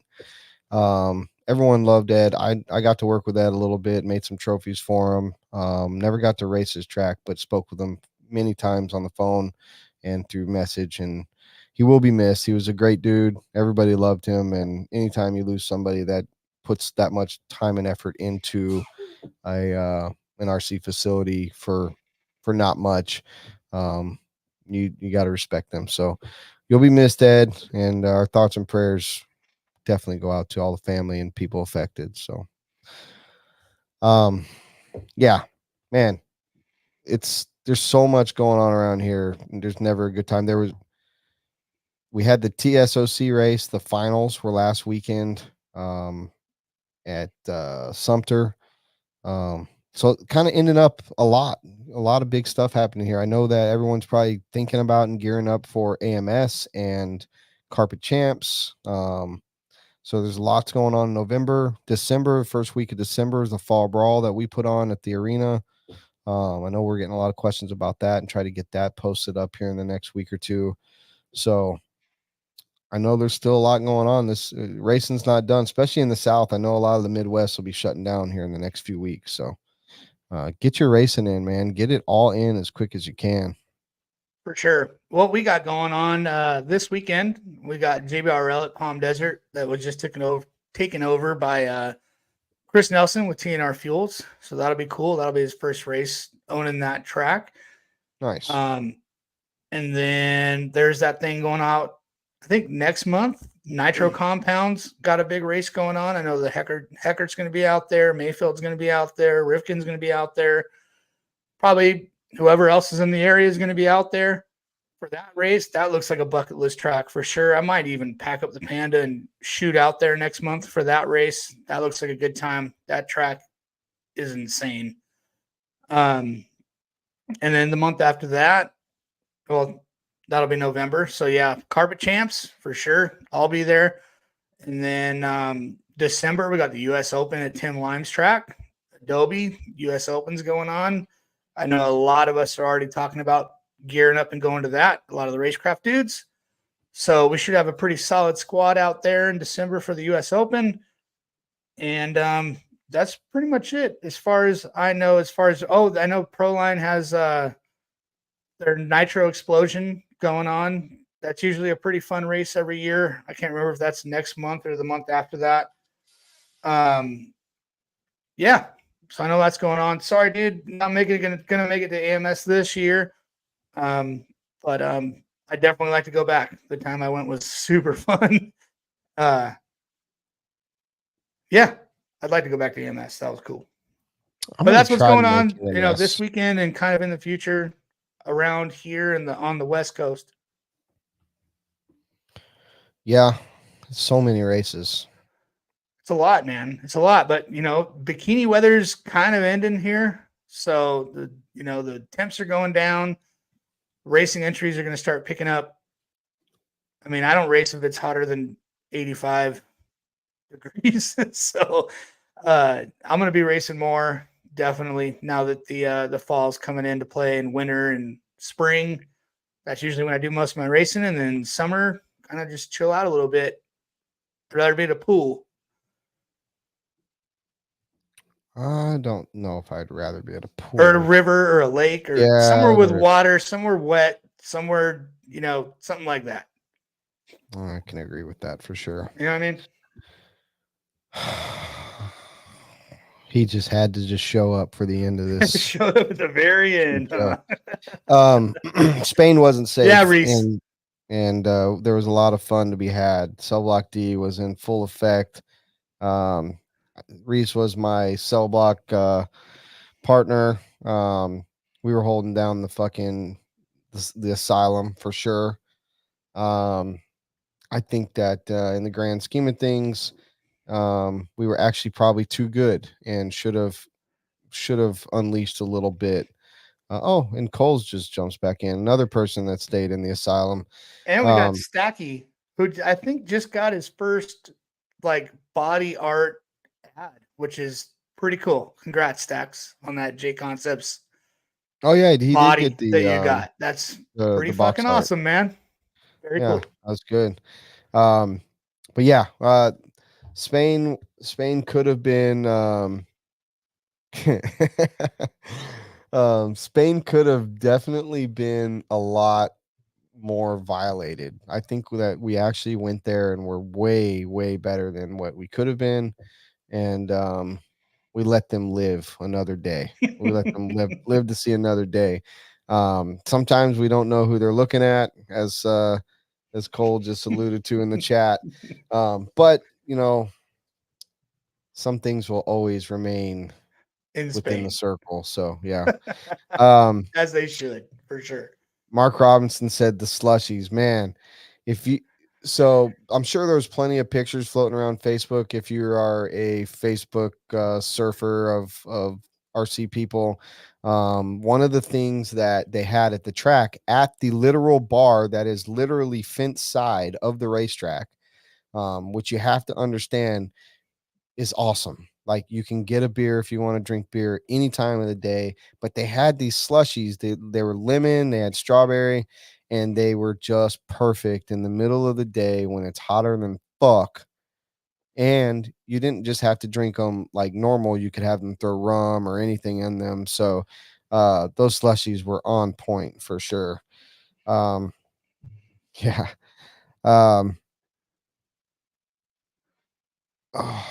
I don't know what you mean by this, Sean. What do you mean letting you hear your voice at Worlds? I totally missed it. Missed the reference. Let me know what you mean by that.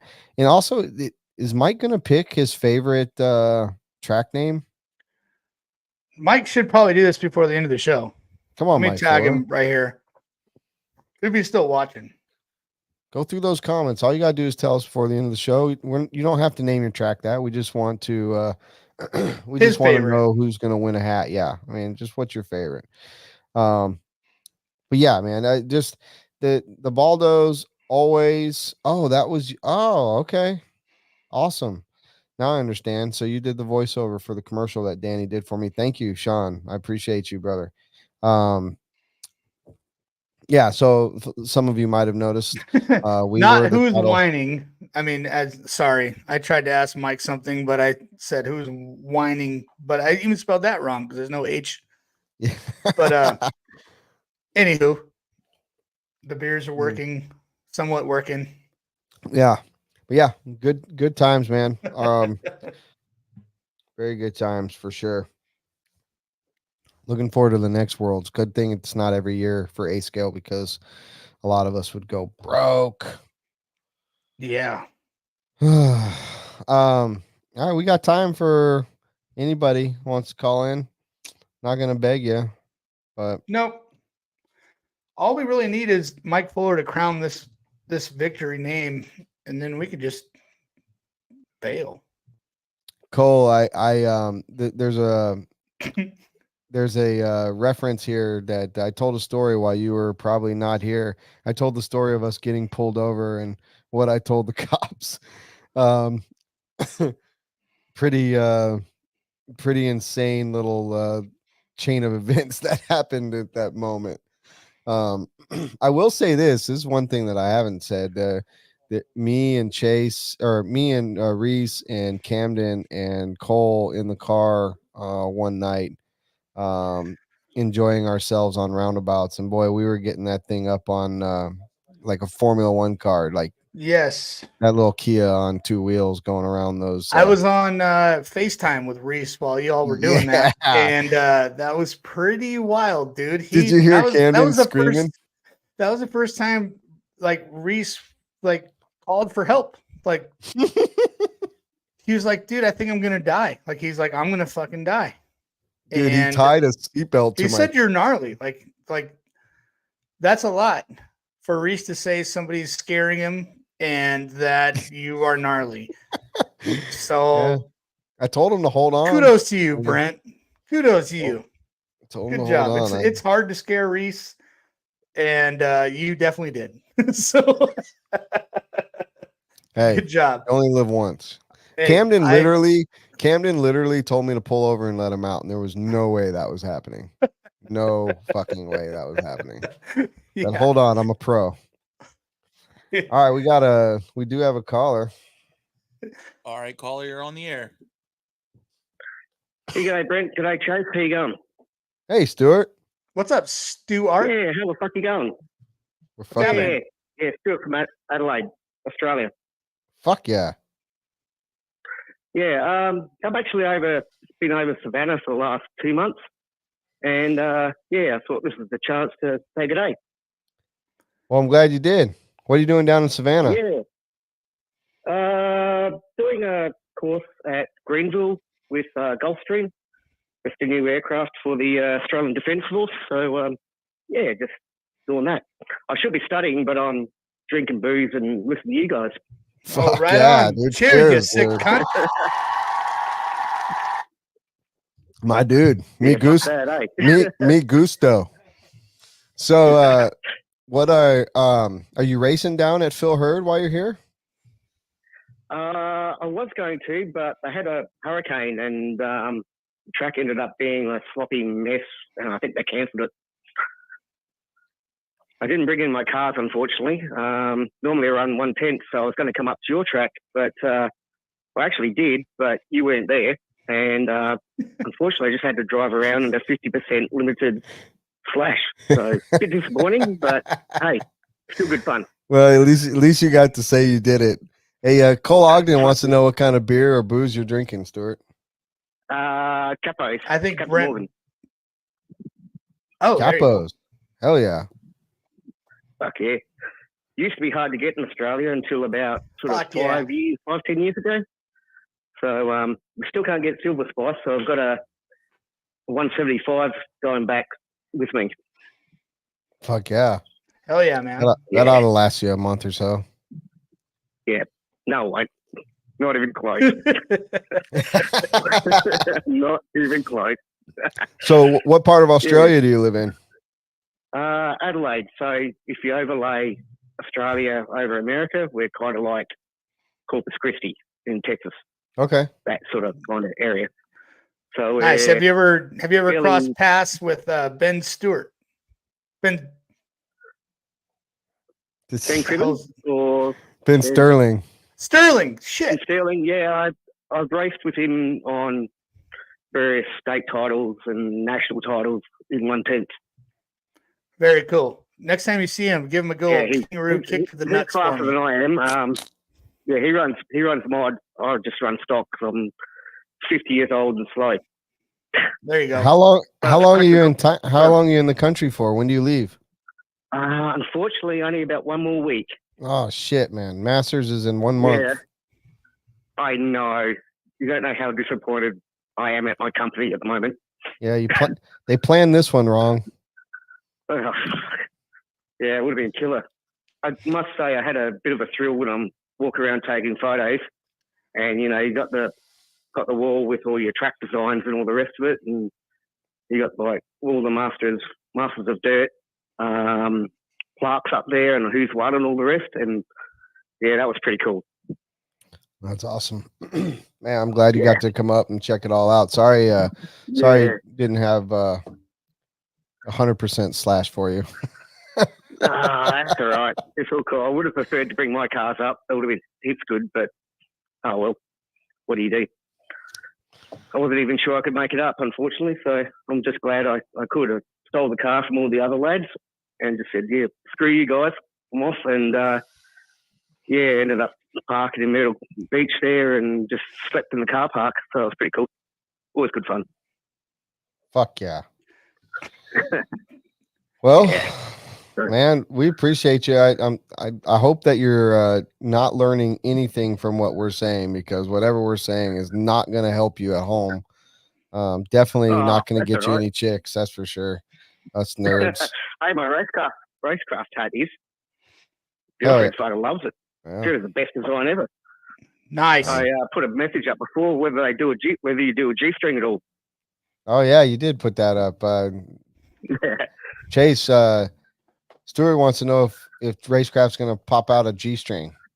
Yeah, we could bring those back for sure. They've been out of stock for quite a while. We need to get those back in there. We need to get some banana hammocks rolling too. Fuck yeah. Yes, dude. What's up, Trent Walker? Yeah, we'll get those back in, dude. We'll make sure that happens. Sweet, man. Are you guys coming across to Australia for 10th Worlds? If you want to start a GoFundMe for me to fly out there, I will definitely. I actually have make that a GoFundMe. GoFundMe. I have two half sisters that live in Australia, so I would love. It's a bucket list for me to move to or to go to Australia and obviously see the country and do some traveling. But I'd love to go and see my sisters from my dad's first marriage. Super awesome people, and I know the country's super rad. So it is on my bucket list. Yeah, I'll go. I'm pretty sure I just had to fly there. I could go stay with Ben Samsonite and and I'll be there. Might as well go. You only got to dodge the 7 out of 10 most poisonous snakes in the world, and there's 6 of the mine's 8. Okay. Dude. The snakes is one thing. With the fucking spiders, man, I cannot deal with the spiders. All right, so just enough. Right. But don't you gotta go down there for like 2 weeks to stay for 3 days? It takes forever to get there, right? Takes 30 hours. It took me to get here. For fuck's sake, Savannah. That's like a whole work week. Yeah. Well, yeah, but you do it in a couple of days, like a day and a half. And going back to America, you actually gain a day, so it actually doesn't take any time at all. Yeah, my wife and I were planning a trip to go to Australia and then come back, do New Year's Eve and New Year's in Australia, and then Yeah, fly follow it. home to LA and do New Year's in LA, both on the same day. That was I think there's a couple of flights that actually do that. They'll start in like New Zealand or something and then work their way across. So yeah, I hear it's pretty cool. Yeah. Actually, Gnarly. got a question for you. This is like a challenge. Oh shit. Okay. All right. I got to find it again because I just fucked it up. So I fit in with the rest of the show at least. Hang on, here we go. Chemo wants to know if you guys have kangaroos in the backyard. I've had a few jump through, to tell you the truth, but I'm a little bit further out because we've got a big nature reserve on the backside of our house. So yeah, I found it finally. All right. This is a competition. I'm not sure who's going to win. Probably nobody. Okay. Let's go. Okay. This is Australian names of places. Okay. Which of the following are not or is not a place in Australia? Lovely Bottom, Peculiar Knob, Stinkhole. Did you say peculiar knob? Creek. Sorry again? Did you say peculiar knob? Peculiar Knob, Okay. Bottom Hole, Bullshit Hill, or Big Knob Waterhole. Out of I'm all gonna put a those, sign in my bathroom that says "Big Knob Water Hole." I'm gonna go with Bullshit Hill. All right. Well, it was kind of a trick question because they are all places in Australia. Man, you can't fuck pretty with us like awesome. that. There's got to That's be at pretty least awesome. one. No, Well, man. Big Knob Water Hole is is 5 feet from me. a trick question. Trick question. You got another one? Like places, or just another question? Whatever. Okay, here's one for Chase because he's probably knows his stuff. Yeah, right. You're assuming a lot. Yeah. Oh yeah, man. Well, keep going on. Get your Google ready, Chase. The resident Right. flamingo expert. What is the average age of a female flamingo in the world? The average age before they die, or just the average age of the population? Oh, before they die, sorry. Before they die. Okay. Yeah. 14 years. Yeah, close. Go higher. Oh, we got high-low here. How good is this? 18 Jesus years. Christ. Brent? You're giving them a fucking chance. Like, this is not fair. No, Brent, your turn. These Australian games suck. No, I think it's awesome. This is fun. We never get games played on No, us. you're right. No, you're right. I'm just fucking with you. So he said 14. I'm saying 18 then. I'm going up 4. Said 14. Higher. Okay, I'm gonna go Higher. 22. 22 These is some my old favorite. birds running around. 22 years. Yeah, Got some- yeah. Got some they're all Mingo big. gilfs running around. Kills. Higher. 22. Higher. Jesus. No way. Are they still pink at that Right. age? I think so. I'm a little bit pissy, so I might actually be wrong here, but we'll go higher anyway. We'll find a number. You can't All be right, wrong. And I'll tell you one that's 20, played 20. how old she is. 27. Higher. No Oh, way. There's no freaking way. They're like turtle birds, man. They're old. 30. Close. Go a bit higher. Higher. Brent. 33. Yeah, that's about right, actually, Brent. Hey! Actually, 33, 35, somewhere around there. Dude. Damn, killed it, dude. You see how fucking close I was, Killed it. Chase? I wonder what age they have to like switch legs because their leg is so fucked from standing on one leg. for 30 years. Like they have to change at some point, right? Switch their lingo. They get arthritis. Well, they're bending at their. Aren't they bending it? Don't they bend at their ankle or their? Like their bend point is their. It's actually their ankle. Hold on. Yeah, now, that's what I thought. Stuart, we talked about this in another show. Are you studying to design airplanes? Not design them, attempt to fix them. Okay. You need to be a little more precise, all right, brother? I should be, I don't want my planes fixed by a guy that doesn't know where a flamingo bends its leg. It should be a prerequisite when you get hired. They fall out like Boeing. Oh Jesus! Dude.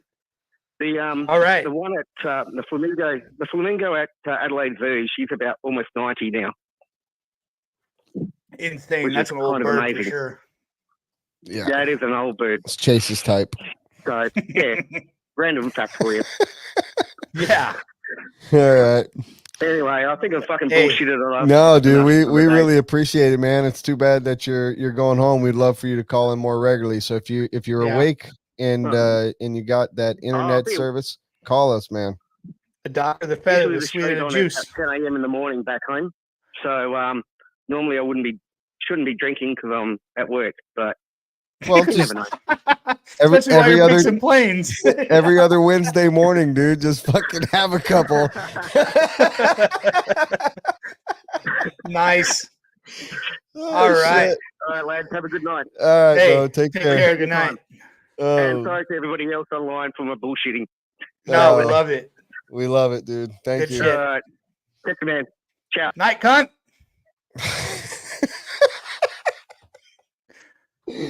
Oh my god, dude! Fucking, I love that shit. Very good. This Sick show. This Camden Lime kid, dude, just shows up. It's like, let me in. No, motherfucker, you're late. Sorry, dude. All right, sorry. Love you, but sorry. Yeah. Time for bed. Unreal. All right, Chase. Back in 2 weeks, guaranteed. No questions asked. Yes, I'm back. Good. Brent is back. I don't know about Chase, but Brent is back. Right on. I'll be here. I'm going to have a bunch of people in town over the next month, man. I'm going to be getting some good studio podcast in. We're going to be doing this every other week on Tuesdays, getting shit back in order. It is time. It's time just to get back in the swing of things. So, you got anything else you want to add before we let all these fine women and men go? Nope. Peace and love to everybody. Enjoy the hobby. Have fun. Absolutely. Have a good night. Thank you, guys. See you in 2 weeks.